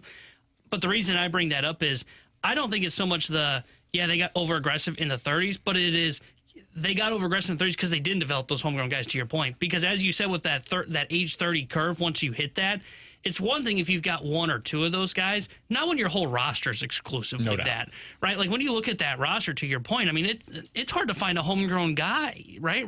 Even in their pitching staff. I mean, it's mostly just Logan Webb was their homegrown guy. Robbie Ray was from outside the organization. Tyler Malley from outside the organization. Hauser from outside the organization. And that's before we talk about the lineup. So I agree. That's probably the biggest lesson for me is you've got to be able to supplement your roster. A big driving force of your roster needs to be from homegrown players, and then whether it is you develop the superstar or you don't, then you can go out to free agency and try and supplement it. But it can't be that's your entire roster, because that's a bunch of risks that they took where it is, okay, instead of rolling the dice on one or two free agents over the age of 30, we're rolling about 7 different dice at this point to see if we can get this to pan out. Yeah, in their lineup, it's basically just Casey Schmidt and Ramos. That's it. Those are the 2 guys in their lineup that were drafted by the organization and developed internally. Everything else is KBO, free agent, trade, free agent, trade. Yeah. That doesn't work. To the point on, like you said, you mentioned the Dodgers. It's one thing to build your roster. Now, the Dodgers are more homegrown than people give them credit for. But if you're going to go out and spend money and make that kind of the core identity of your team, you need to be spending with the Dodgers and the Mets, where you're going out and shopping at the top of the free agent market. Where they have been shopping is where the Cardinals would shop, which is, hey, Willie Adames, is he the best free agent on the market? Nobody's in the second tier, and we'll give him 6 years in his age 30 year where he's more likely. Yeah, maybe he's not going out there and 100%. getting the top free agent from the KBO, but he's pretty good, and he could hit pretty well here, and we could give him $20 million a year, and that'll be the face of our franchise. No, that's not how this works. Same thing is true for, like, Matt Chapman. Chapman's a nice player, but Chapman is a defense-first glove at third base who occasionally will hit for a decent amount of pop. I don't want to sign that guy for $20 million a year into his late 30s. That's crazy. And they were like, yeah, hell yeah, sign us up. We got him. We traded for him. Let's go ahead and keep him here. Even Adames, right? Like, he doesn't, and some of it, too, is you got to build around your ballpark. This is not a hitter-friendly ballpark. At all. And their answer for shortstop was, okay, so Willie Adames, not that great defensively, is only going to get worse as he ages. Well, he's a pull-side hitter. Of course he'll hit those home runs here. You're not Milwaukee, right? That's a hitter-friendly ballpark. I could have told you Adames was going to have struggles with his power at that ballpark. I thought Devers would be different because Devers, I thought, had just that A-plus tool for his power. And even he's being hampered by that ballpark. And that might still work out. I'm not totally out on Devers just yet. It's been a bad start to the season, bad start overall to his Giants career, but I still think he might be able to figure this thing out eventually. I saw Bob Nightingale tweet this out. He posted a story on it, on how the Giants would like to unload some of these contracts. Young-Hoo Lee, who I mentioned, he's got $85 million left. Willie Adames has $160 million. Devers is at $225, and then there's Chapman at $125 million remaining. They would just like to start over, start anew. They just traded what they thought was going to be their franchise catcher, who's really great defensively and really awful offensively. If you were in Chaim Bloom's shoes, are any of these players of interest to you, Alex? No, not at all. I don't think you need the glove-first defensive player that has an occasional pop. To me, that sounds a lot like Nolan Arenado, especially with the age. They went to high school together. There you go. And then, I mean, Rafael Devers, I don't think they're going to trade Rafael Devers, but Devers would be the one that I guess is intriguing. But all of the away from baseball stuff and just the attitude that was reported out of Boston, you'd be concerned about with this position. So, no, I don't think I'd have any interest in those guys. But also, where am I playing him? Yeah, that's my thing. I don't know where you play Devers. Because he's not at first. Defensively at third, so you're strictly a DH. DH is locked up with Herrera DHing a decent amount. Now, if you said Herrera's now going to catch like 4 out of 5, maybe you're having a conversation, but I don't think they're comfortable doing that right now as an organization. I like some of their guys are interesting, but it's just they're bad contracts that I don't want on the books. If Chapman was younger, I think Chapman will make a ton of sense for the Cardinals, right? If instead of being 32, which he is, if he was like 29, I would have interest on this contract because it would age a little bit better, but I think it's going to start to age, and if it's not already based on his numbers. So I just don't think there's anybody, at least on the position player side, that you have much interest in. Yeah, that's where I'm at as well. Young-Hoo Lee to me is interesting, but he's got too much term left. Yeah, if he's not a center fielder. $85 million, woof. If he was a left fielder that had 1 year remaining on his contract and it was like $10 or $15 million instead of $20 million, all right, yeah, high average, comes in, plays decent defense for you in the corner outfield, bats from the left side, can basically be Mason Wynn, but from the left side in the outfield. All right, yeah, I could see how that would fit into your lineup. Add him like 6th or 7th, and he just replaces basically Victor Scott in your lineup. You move Church over to center. I'd be fine with that. But Lars Nootbaar is returning sooner rather than later. He could basically just be what Young-Hoo Lee is for you for a much cheaper price, and you could potentially still deal him for some kind of an asset at the deadline, and you've still got Joshua Baez coming from the AAA level as well, so he doesn't even fit for you. I just don't think there's a whole lot that would make sense here. If the Cardinals are going to get aggressive and make one of these kinds of moves, there's only a couple of spots where they could probably do so and it would make sense. It's third base and it's center field. I don't really see another spot right now on the roster that would make sense for you. And then beyond that, it's pitching. But those are the 2 spots position player-wise that I still think there's a potential hole at, or at least an opening for you in the long term. That I don't necessarily see anybody that has locked that in just yet. Yeah, I agree with that. That's why like Chapman to me would be interesting if he was younger. But like some may say, well, what about left field? Because Nootbaar may be not an answer long term. We got Baez coming up. Yep. So center field and third base, and there's a lot of teams that are looking for that, right? That's where it gets a little bit difficult because there's just not a ton of great offensive center fielders. Same with at the hot corner. There's not a ton of great third basemen that fit that profile. Alongside Alex and T-Bone, I'm BK. Coming up next, time for the Junk Drawer here on 101 ESPN.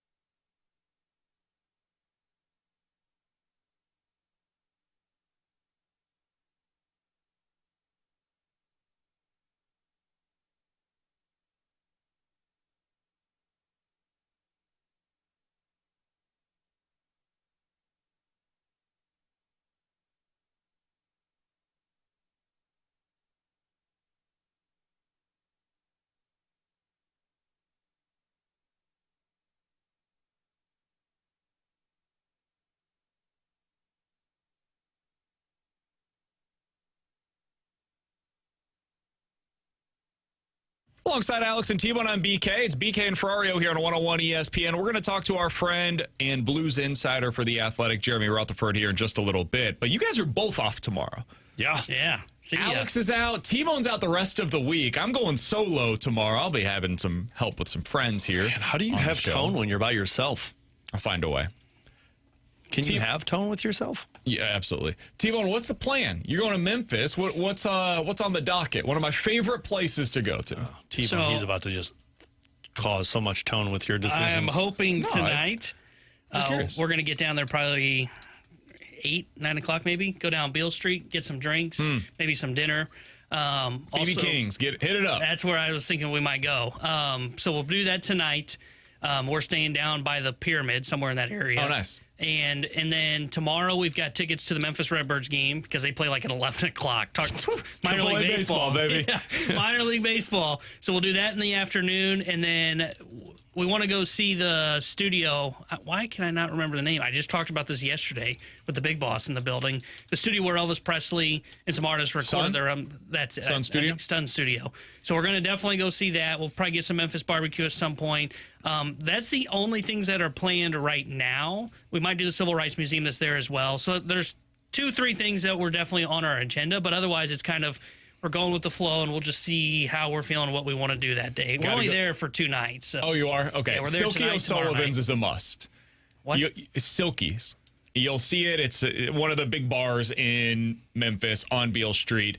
It's this huge, bucket of drink. I wouldn't necessarily call it good, but it's an experience, and you got to try that one out. Go to this experience where I wouldn't call it good. Go check this one out. The bar's really cool. Sold on that. The bar itself is really cool. It's worth checking out, but it's kind of like a Memphis staple. And then when you get in there, you got to get the bucket. Yeah, you and your dad will be hammered by the end of the night. You're not selling me on the bucket He's idea. making this sound really good. Yeah. They do have something cool called the some type of music tour. I forget what it's called, to where they take you. It's like a 90-minute bus ride. We did this when we went to Graceland, to where you go through the history of rock and roll and blues in Memphis. You pay the ticket, you ride the bus, and they drive you through different destinations there. I thought that was pretty cool. But we went in the daytime, and it was just Katie and I. So we didn't go for drinking. We went more for let's go to Graceland. No, we're not necessarily there for drinking. But it was more kind of a sightseeing thing to and look at history. Because I've been to Graceland 3 times, and every time we go, I want to go to Graceland again. I've been before to Memphis. I went when I was younger because I stayed at the Peabody Hotel where they have the ducks that come out. We did Graceland when I was growing up. I've been to a Memphis Redbirds game. We're mostly just doing that so I can go see Baez, Jimmy Crooks, Bernal, those guys. But there's still a couple things that I hadn't done, and I didn't get to experience Beale Street as an adult, which I think you have to do. So it was just something where it kind of came together last minute of, hey, my dad was like, I got some random days off in the middle of May. I was like, I am looking to get away. Where shall we go? And the answer was Memphis. Is Graceland one of those things that you only do once and you're like, okay, that's enough? Yeah, I think so. Yeah. Because I feel because the Arch is that for me. I've done it. I don't need to do it again. Graceland's one of those things, every time we go, I want to go again. Oh, really? I'm an Elvis nut, though, so it's one of those things that I like love going. His music. Yeah, I like going and look through all of his stuff. I feel like you can never do it one time through the tour. Somebody on the text line said Silky's is great. Check out the bucket. It's the diver's bucket. It's every alcohol, beer, wine, and hard alcohol. It's fantastic. Lord, that sounds like Again, a rough week. I wouldn't call it good, but it is an experience, and I recommend I don't look forward to that anymore. Yeah, I don't think I want to try it. It's worth trying. Somebody else said, can we all agree Nashville is better than Memphis? Nope, I do not. I understand the case. Everybody's got their things. I'll be able to answer that. You'll be able to judge after it. this my week. guess is you'll probably like Nashville more. I don't know that for sure, but that would be my guess. Memphis is more. It's more. There's a little more grit to it. It's like dive bars. That screams me. And that's the kind of thing that I prefer. I like dive bars. I like a little bit more of the culture side of things. Whereas in Nashville, everything's kind of upscale, and you're paying $20 a drink, and you know what you're getting into. It's a bunch of country bars. It's just not my personal style. But I get anybody else that wants to go there. There's a lot to do in Nashville. It's great. All right, coming up in about 15 minutes, we'll talk a little bit more about your St. Louis Cardinals. But next, we're going to talk to our friend, Blues insider for The Athletic, Jeremy Rutherford, here on 101 ESPN.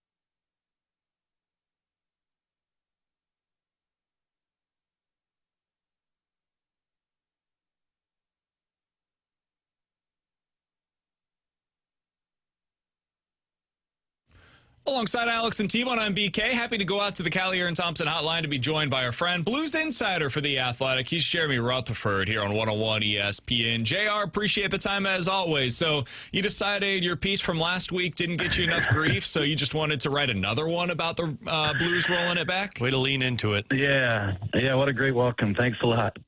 Yeah, man. Happy to have you on to do this. First question, why do you love Jordan Kyrou so much? Yeah, that's part of it. We had this conversation earlier today, JR, and by the way, for anybody that's not sure what we're talking about, JR has a new piece out over on The Athletic right now, projecting the Blues lineup for next season. Go young or roll it back. What is your level of belief that if the Blues decided to roll it back, they would get a better season out of Jordan Kyrou next year, JR? Yeah, I think better than this year, I would think, but I don't think anybody could guarantee or promise that you're talking about a 35 or 40 goal season. And I think you're looking at a large body of work that's been pretty successful the last 4 years or so. It's just, how committed is he to becoming that elite player that everybody knows that he can be with the skills that he possesses. And I think once you're in town in the same uniform for 5, 6, 7 years, and you see that it can happen, you wonder why it doesn't happen, more consistently, particularly this past season. And so, with these two pieces the past couple of weeks, kind of projecting the roster, projecting the lineup, I just can't, as I sit down with a blinking cursor on my laptop, point out a trade that is likely to happen that whether it's Kyrou or somebody else that's in this projected lineup, that they won't be here. And, of course, something could happen tomorrow, and we could say, well, that makes sense. But just as we see it on the surface, I don't know what that is. And I'll give you a quick example. I'm working on a piece now. I don't know when it'll be out, but what would it take for the Blues to trade up with San Jose to the number 2 overall pick? And I've brought in the San Jose Sharks writer, Eric Stevens, and he actually just replied to me. And, one of the names that's going back and forth is Kyrou. And his response is, yeah, the Sharks don't need an underachieving winger coming off a bad season. And I think that's going to be the response from the GMs around the league. And so not to say something can't happen, but when you're putting these pieces together, that's kind of where it is. So that's where I was going to go next year, because I think we've had the conversation already, do you sell low on Jordan Kyrou? If Kyrou is a piece that could get you into the top 10, and you just answered on the 2 overall pick, but, there's other spots that could get you into the top 10. Maybe it's the 5th overall spot, maybe the 4th overall spot, or the 7th overall. If trading Kyrou to get into the top 10, is that selling low in your opinion? I don't think it's selling low, and especially if it's in some sort of package. Like, I don't know, and I could be wrong, but I don't think we're going to see a deal where it's, Jordan Kyrou for the 5th overall pick or Jordan Kyrou and a 2nd rounder for the 5th overall pick. I think there's going to be a situation where if and when we see a trade with Jordan Kyrou, there's going to be an open-endedness to it in terms of what it could be. So I don't know that we're going to be able to evaluate the trade that day and say for sure the Blues sold low, or for sure they, possibly, but I think there's going to be some question as to, whether it's picks involved or prospects or what have you, in terms of, how the trade's going to turn out. So yeah, if people are of the mindset that they want to move Jordan Kyrou out and they don't want him on the opening night roster and they're willing to sell low on him, I think that you have to have some positive coming back, whether it's potential or a player who's done it in the league before, just something that you're getting for a guy who's scored 30-plus in the league 3 times. What do you think? I'm trying to think of the right way to frame this, JR, but I'll just ask it as simply as possible. What do you think the value is right now for Jordan Kyrou then? Well, I think that there would be teams interested around the league, especially with his contract being the way it is, 5 years, at 8.125 and a growing cap, and a guy who's done it in the league before. And we've seen it many times. A change of scenery can do some of these players really, really good. A kick in the pants for a guy who, thought he had the world by the tail. And I'm not talking about Kyrou. I'm talking about a lot of young, skilled guys who don't get it done every year. And then all of a sudden that trade does get made and they go somewhere else and they do hit 40 and they do figure it out. And whatever it took, it took something to get over that edge. So, I think if the Blues wanted to trade Kyrou and there was a couple teams interested, I think that other teams wouldn't view Kyrou as negatively as some of the people in St. Louis do, especially coming off a season like he did. And I do think that you could get some value for him. I just don't know, as I've been writing and saying for the past couple weeks, that coming off an 18-goal season is that right opportunity for the Blues. So the other thing that stands out, at least for me, and it makes sense, is when in your piece, JR, and you're running it back with that, Justin Carbonneau's not on the NHL roster. Is that a cause of how you believe the Blues look at him, or is that just because there's not spots and they would value the AHL opportunity? No, I think they really, really like him, especially with the lack of goal scoring last year, secondary scoring. You need somebody like Carbonneau. And look, we mentioned to Doug Armstrong, I think, on the podcast, and I talked about Snuggerud, and he brought up Carbonneau. So, it was kind of unsolicited and still brought up that name. So I think they really, really think highly of him. Me just trying to, spitball a lineup for next year, if I don't see a Kyrou trade happening and I see the Blues. What a cliffhanger.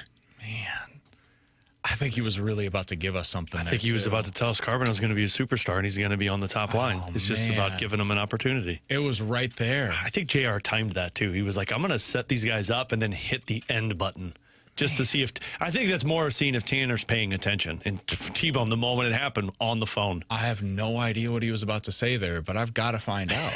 This is the conclusion. He did, by the way, what he's referencing with the podcast. We asked, JR asked Doug, who's the next superstar for the Blues or could be the next superstar. And JR mentioned Snuggerud, and Army was the one that responded with, well, Justin Carbonneau is one that we feel very highly about. All right, JR, let's hear where this was going. Man. No, you're not. It's just not happening. Check out his article. It'll be coming out probably real soon. Yeah, The Athletic. There he is. See if we've got him. I think this was a T-Bone issue here, JR. T-Bone's got his mind in Memphis already, huh? That's right. All right, you were telling us about Kyrou, Carbonneau. Continue along, JR. Apologies for the technological issues. Yeah, I just think that if you can see a situation where, this Kyrou trade makes sense or this Buchnevich trade makes sense, that's going to open up a spot, in the middle six. You can bring in a 19-year-old Justin Carbonneau and kind of live or die with the defensive mistakes he's going to make. Then I think you could pencil him into that opening night roster. But I think without seeing a spot and also knowing that he's still got to come a ways a bit defensively, that it might take some time in the American Hockey League. And also, I try to look at the big picture, and it's like, okay, can they have a Mayu, a Lindstein, a Juracek, a Carbonneau, a Stenberg? Like, can you have 5, 6, 7 players? So, maybe Carbonneau is a guy that you have in there above a couple of those other guys. I just know that they're here. They've shown it for a little stretch here, and Carbonneau might take a little bit of time. As a little bit of a follow-up to all of this, JR, don't you think it's a leading question alert? Wouldn't it be fair to say Kyrou has a lot of similarities to Alex DeBrincat as a player? Production, size, speed, all of that, like style of play. Do you think that is a fair comparison as a starting point? A little bit. But DeBrincat's, I think, even, I don't think Kyrou is a smaller guy, and DeBrincat's, really small. But, speed-wise, yeah, they both have some speed. I think that over the years, DeBrincat's been more willing to shoot it. Has a nice shot. Kyrou's got a nice shot too. It's just this year you saw that shooting percentage dip, and that's probably why the goals. Also, his shot total went down too. So, I know I'm getting in the weeds there, but I don't necessarily think of the two together. But I'll follow along here. Okay, the reason I ask this is because he's been traded. Alex DeBrincat has twice in his NHL career. Once was for the number 7 overall pick, and then a 39th pick and a 3rd round pick. That was when he was traded from the Chicago Blackhawks to Ottawa. Now, that was a different story because he was a young player coming off of a 40-goal season, so he was being traded at his peak at that point. That's like if the Blues had traded Kyrou coming off of one of his best seasons. Then he was dealt from Ottawa to Detroit at 26 years old, coming off of a 27-goal season in which he was a negative 31 for Ottawa, so not exactly coming off of a sterling season. That year, he got a couple of prospects and a 1st round and a 4th round selection. Do you think that's a fair baseline for what the Blues could get for Kyrou if they decided to sell him this offseason? Yeah, I just okay. So let me back up just a bit here. Is when that DeBrincat trade from Chicago happened, like a lot of people were shocked. Like he was coming off that 40-goal season. I remember Patrick Kane was throwing a fit, and it was kind of a surprise. And that's not really the situation here. But I know you're asking the question, framing it about the return that you could get for him. I think that if you're trading Jordan Kyrou and you're the Blues, you're looking for a piece who can come in at 23, 24, 25 and help this retool. I mean, if you can get, like in the Buffalo deal with Parayko, you're getting a stud defenseman coming back who's essentially going to be, a good young Parayko. You could pull off a deal like that. But if you're looking at multiple, later picks, whether it's seconds or including fourths, I don't know that that's going to be a situation that helps the Blues. And some people might say, moving Kyrou helps the Blues, so get what you can get. And, I understand, but this is still a 3-time 33-plus goal scorer. And I think that whether you trade him now or you trade him at the deadline or you trade him next summer, you got to have good asset management. It's got to be something who's going to come in and accent the Snuggeruds and Dvorskys and these guys. And if not, then I just don't know that you're making the best deal possible. And, I know some people are going to disagree with that, but there's a player there, and he hasn't put it together in terms of what he's been able to do consistently here in St. Louis. But it doesn't mean you just ship him off. Boy, that's going to be an interesting story to follow this offseason and to monitor to see how the Blues value him and what ultimately they're looking for. JR, appreciate the time, man. People could find that piece over at The Athletic breaking down what exactly the Blues roster could look like in 2026. All the best, man. We'll talk with you again soon. Yep. All right, thanks, guys. You got it. That's Jeremy Rutherford joining us here on 101 ESPN. Appreciate his time as always. If that's the kind of thing that you were being offered, Alex, you couldn't get anything more, but it's like this was a conditional first-round pick, which ultimately became, I think, like the 29th overall pick or something like that. It was the a late 25th first. because it was traded to Boston to get Linus Ullmark. There you go. So late first-round pick, couple of prospects, and then like a fourth-round pick. Mm-hmm. And none of the prospects, by the way, have turned out to be anything for Ottawa. Correct. Is that the kind of thing that you would be willing to accept, or would you roll the dice to hope that he becomes something more this year? I think I'd have to roll the dice. I don't think it's the pick as much as it's the prospect, and the pick was the headline of that deal for Ottawa, because it was an unknown pick, because it was in the upcoming year's draft, and that, of course, they flipped it to Boston to get Linus Ullmark.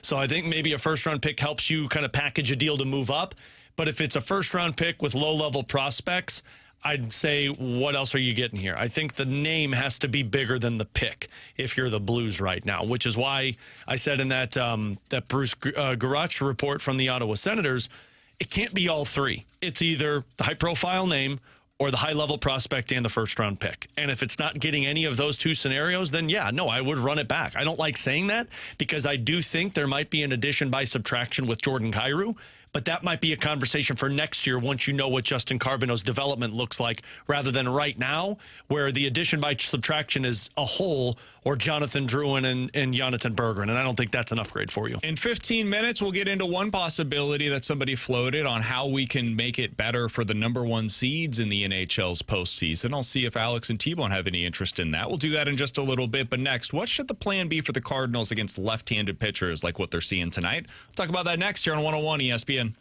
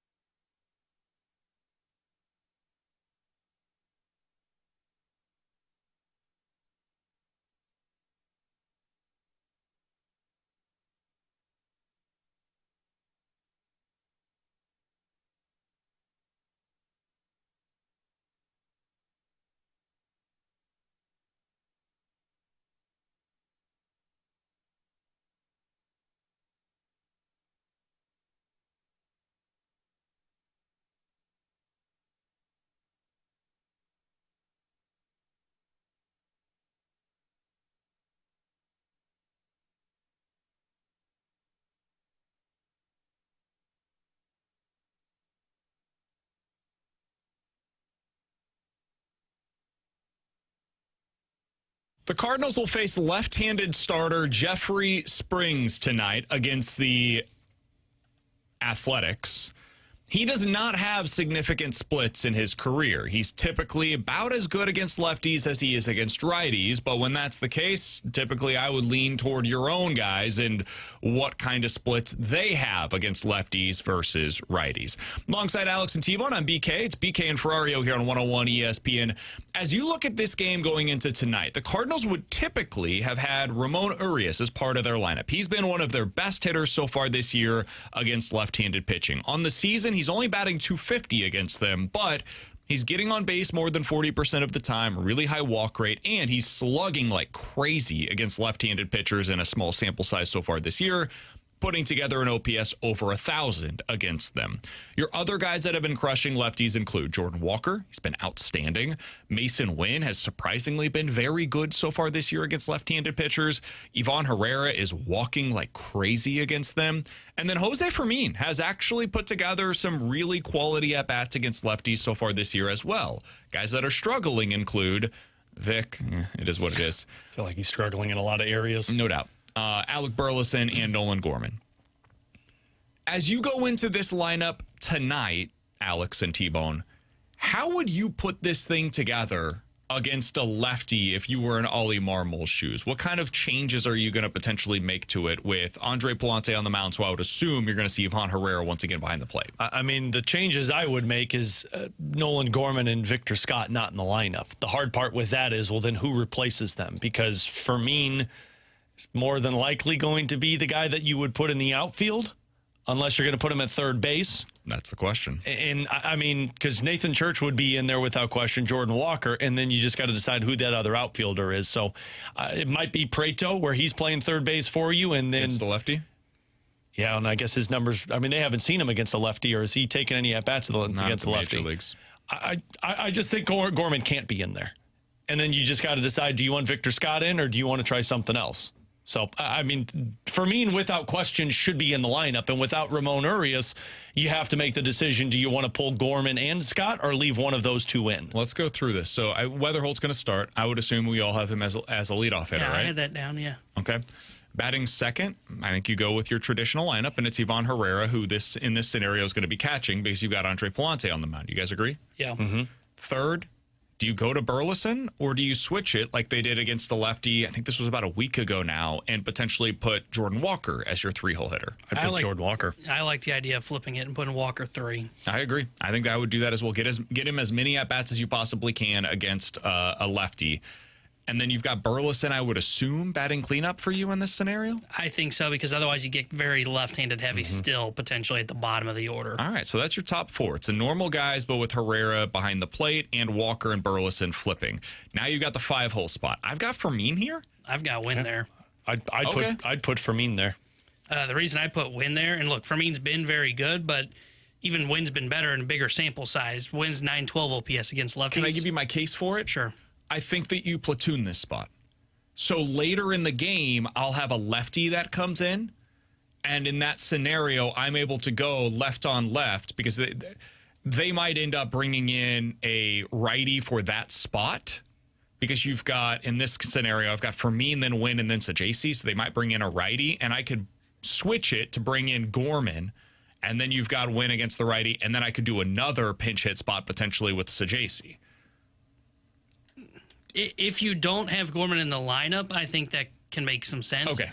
I've actually got Gorman in the lineup because I don't know who else you're playing at third. But we have Fermin and Wynn as the two there, right? Those are the two spots, 5 and 6. Yeah. Either way. I have Sajaci in left field. I know he's been really bad. But if he's going to be up, this has to be his role, right? You got a lefty on the mound. You don't really have another alternative here. He's shown an ability to play a decent left field defensively. I think he's got to be in my lineup. Do you guys disagree with that? I think you could toss a coin on this one. It's probably the more likely scenario because, like you said, he's up here, so he should be playing. I mean, I only mentioned Prieto because last year against lefties, he was pretty good in the minors, but that's the minors versus the majors. It's a small sample size. The hard part with Sajaci is you've seen it a little bit already, and it hasn't looked pretty. No doubt. So you go the unknown versus a guy that you've seen some, but you're right. Prieto, I don't think, plays a role for this team's future. Sajaci, if he's here, which I think they hope he is, you're a right-handed bat, man. Like, this is the scenario you're supposed to come into, and you're supposed to succeed. So, yeah, I probably go Sajaci in this spot. Also, if you can do this, then you can't be here. Mm-hmm. Like, if you can't get this start today, they need to make a switch with him at the major league level. Like, it's time to bring up Blaze Jordan or something. Because this has to be the spot where you're getting some level of success. And if he's not starting here, where are his at-bats coming from? And so that was the question they were asking whenever they originally sent him down prior to the injury. But then when they called him back up, my assumption is they're going to have to use him in these spots then. Because Urias would have taken this opportunity, and now he's not here. So I think it's got to be Sajaci, but this gets us to another question. Who the hell is your DH today? I guess Pozo. Yeah. It's got to be, right? And he's been awful. He's been terrible, too. Or you go Prieto in that spot, too, which you just don't know. Like, that's where you're at right now. Church, who I have in center field. Or you could go Vic, whatever. I don't... I'd have Church in center field. Who'd you have at third for me? I had Fermin at third and Sajaci in left. You could switch that if you want to. I don't really care about the positions. Either way's fine. Yeah, I don't know what their plan is with Sajaci because like they basically told us they don't believe he's ready to be starting at the big leagues or they don't trust him to start at the big leagues. And I don't know if that changes just because he ended up getting recalled up here. I think he got recalled because an emergency occurred, right? It was, all right, go down there, we're going to get you back. Oh, you mean Urias' elbow's barking? Oh, Sajaci, get back up here. Sorry, dude. They chose Prieto over Sajaci, and then the injury happened. So that tells you where they were at. That's why I don't know that he's in the lineup tonight. But I think that was for right-handed pitchers. Like Prieto was going to come up to be in those situations where, hey, you've got a situation where you need a lefty bat.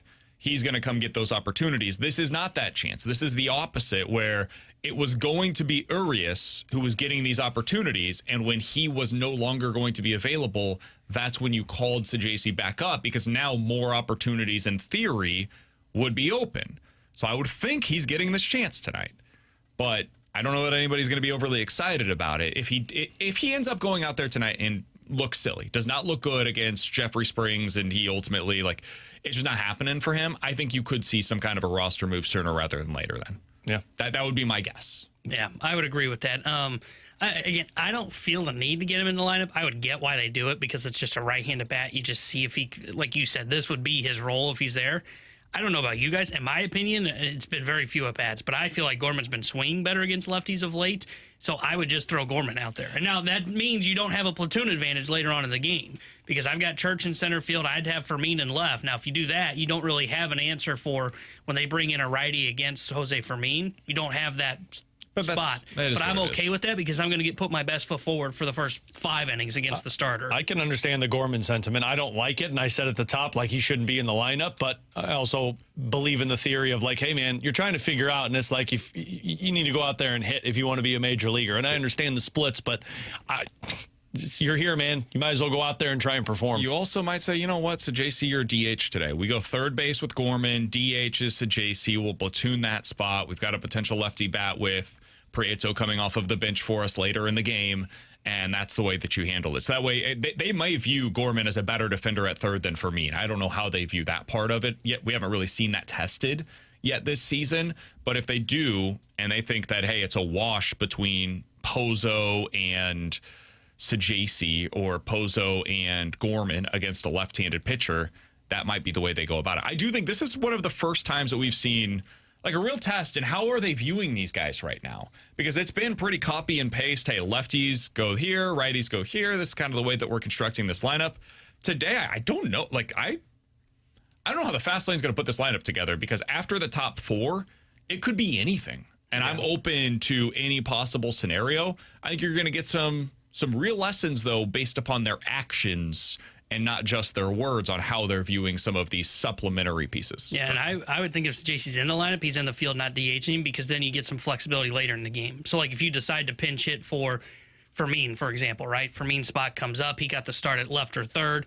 You can pinch hit with Prieto or Gorman, and then depending on where he's at, you can flip Sajaci to the outfield or bring Sajaci into the infield, depending on how you want to go about it. So I think if Sajaci's in the lineup, he's not DHing, so you can have some flexibility on his position for later in the game.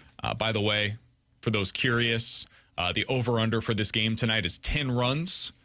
We can't construct a lineup. I'd say under. Yeah. It was the conversation we just had against the lefty. Well, it's going to come down to your top 5. Your top 5 in the lineup better do some damage tonight. Or the Athletics put up a ton of runs. Also, that is a possibility. Andre Palante is on the mound for the Cardinals today. Sinker, that's the one I'll be very fascinated in. The ballpark factors in this AAA park they're playing at tonight, don't get me wrong, it helps with homers. Doubles are crazy at this ballpark. I mean, it's nuts. It's basically Coors Field effect when you get there for doubles at this park out in Sacramento. I got to think Palante's going to have a little issue with keeping the ball on the ground later on this evening. I can't wait to see what it looks like for Jordan Walker, Ivan Herrera, and Alec Burleson in this park. It should really play to their strengths. Honestly, Weatherholt I'll be curious with too. If he can get underneath it with some pop, man, this could be an ideal spot for him. And Mason Wynn against the lefty. Could be a good spot for him as well. All right, I'll go the over. Cardinals back in action this evening. You'll be able to hear the Thunderbirds, though, right here on 101 ESPN starting at 5:50. Your home for the Thunderbirds playoff run. Coming up next, is there a way to give NHL number 1 seeds a little something more once we get to the postseason? There was one insider that had an idea for this. I'm going to pass it along to Alex and T-Bone, get their thoughts on it next here on 101 ESPN.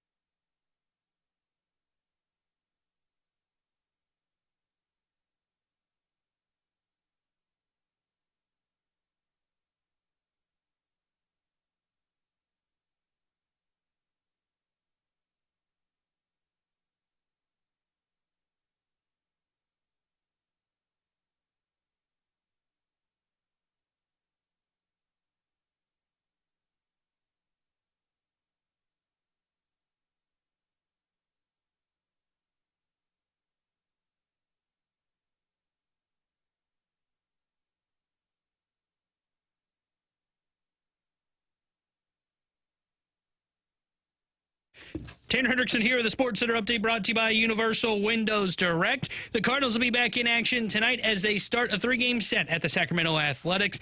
8:40 will be first pitch tonight. Andre Plante will be on the mound for St. Louis. The Sports Center update is brought to you by Universal Windows Direct. You'll be saying, I love my windows.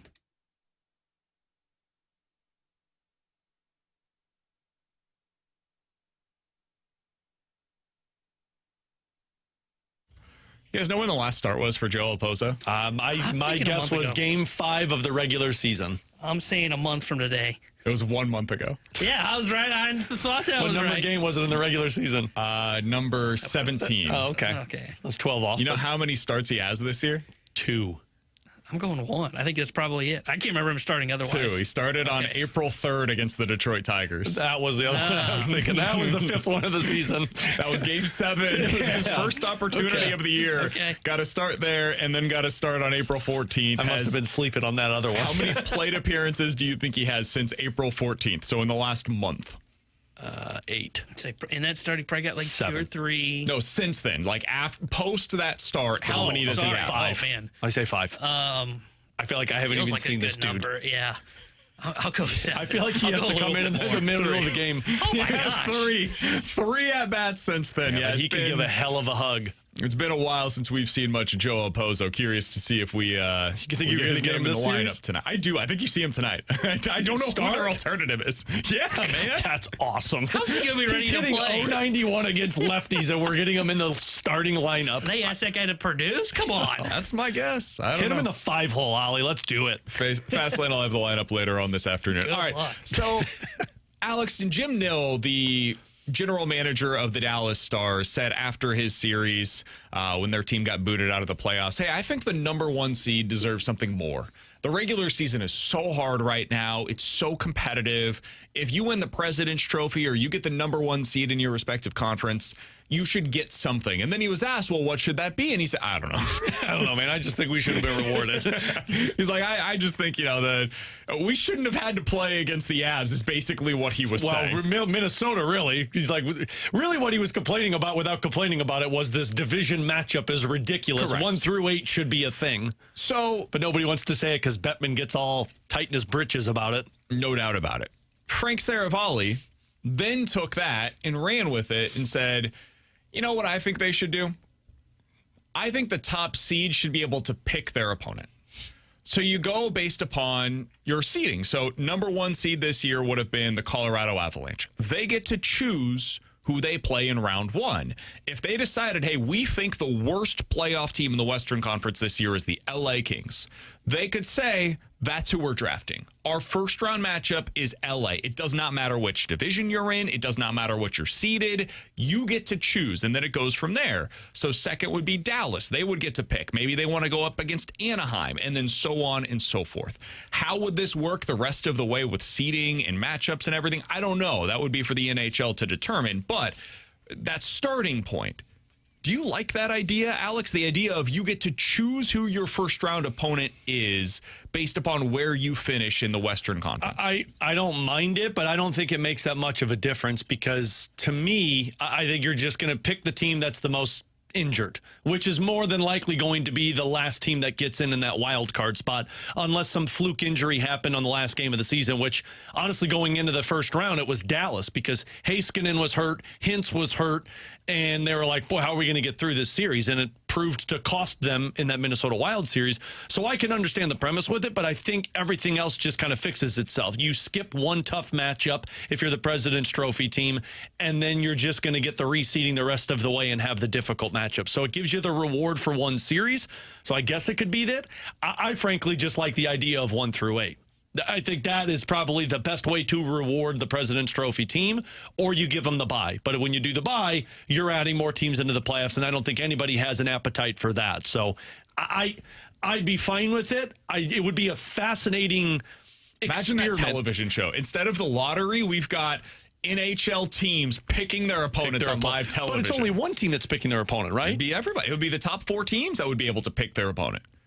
But then what's the reward for the President's Trophy? They get the first selection. Mm-hmm. Yeah. The President's Trophy team, like if you're Colorado, you get to choose, I want the worst team in the playoffs. And you get to decide who that is. If there's a significant injury, like this year, if Edmonton, they get to the playoffs, they had the exact same season, but Connor McDavid and Leon Draisaitl are out. They can't play in the first round of the postseason, and you know it. Well, I might want to play against Edmonton in the first round. I don't care what their record says. That's not the same team. Want to play that team. No doubt. Yeah, better not be over there. Yeah. No, we got you. Yeah. But by record, they would not play them in the first round, even if it was 1-8. So there are different circumstances that can impact how you are at this point in the season. So I would find it to be fascinating.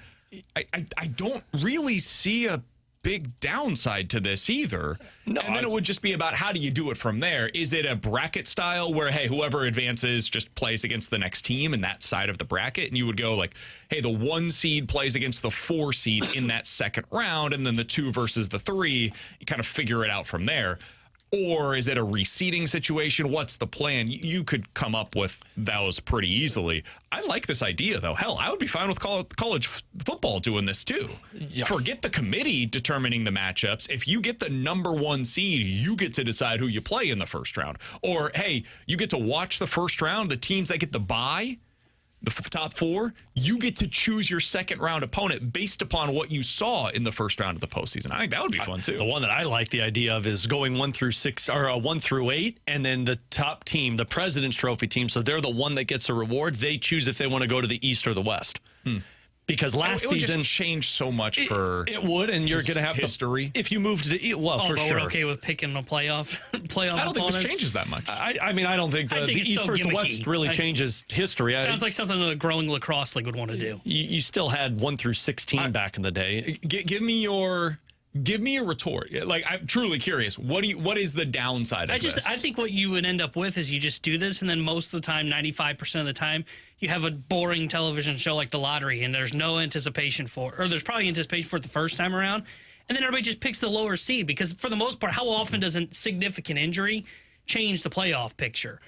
Not very often. Now, Dallas, who you mentioned was banged up this year, typically everybody's close to full strength by the time we get to the playoff format. And Dallas's credit, they went 7 with Minnesota, which in my opinion was the toughest matchup in the first round. Exactly. I think what you just need to get back to your 1 through 8 format. Agree. Because then I think that's basically how it would play out because Colorado essentially got what we're talking about here. They would have picked the LA Kings, they swept them, and their reward was you didn't have to work hard. But then that second team did not get this. So like in our scenario, Dallas very much would not have selected Minnesota.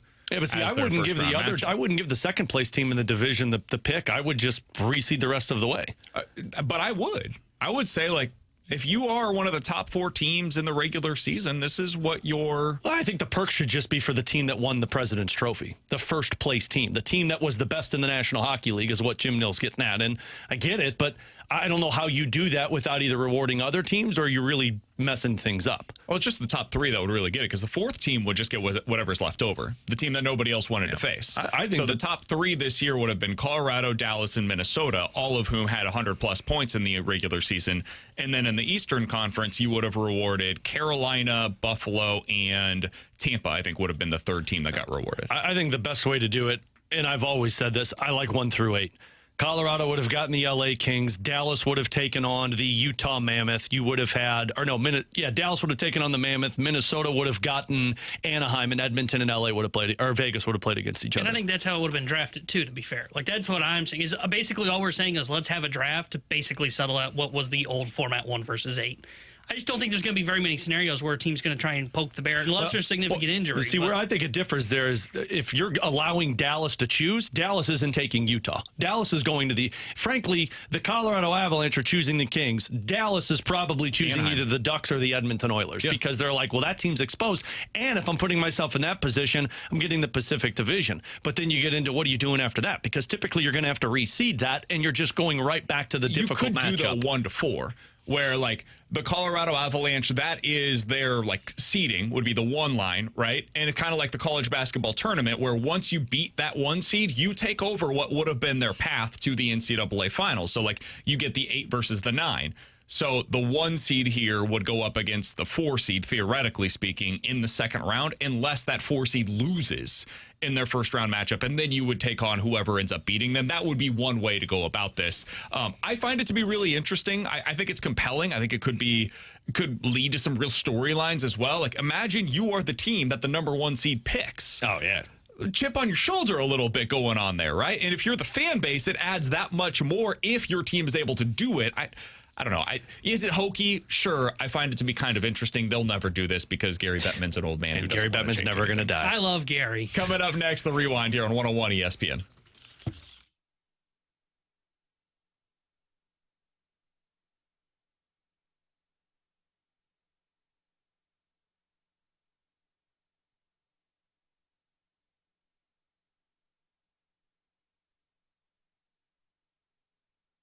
Alex Ferrario with you to talk about my friends over at Classic Air Care, the company that has been making people comfortable since 1926. And when it comes to your HVAC system, whether you've got a 20-year-old one that you're just trying to get you through the next year, or maybe you got a brand new one and you're thinking, man, I want to make sure that this thing lasts as long as possible. That's where Classic Air Care comes into play. But maybe you've got that older one. And this time of the year, spring before it gets into that heart of the summer when things just get hot and brutal all of the time, now's the time to maybe check into getting that new HVAC system, because once you get into the summer, you get put on the waiting list. You're waiting a long time and you're dealing with that heat, where you can do so now over at Classic Air Care. They've got no payment and no interest for 12 months if you're looking at a new HVAC system. Plus, they've got this really cool tool that they have on their website, classicaircare.com, where you go on to it, you answer 3 simple questions, and they give you a quote of what a new HVAC system will be without having to have anybody come out. But I would urge you to bring out one of their technicians who have been doing so for 30 plus years. The company that's got a 5-star review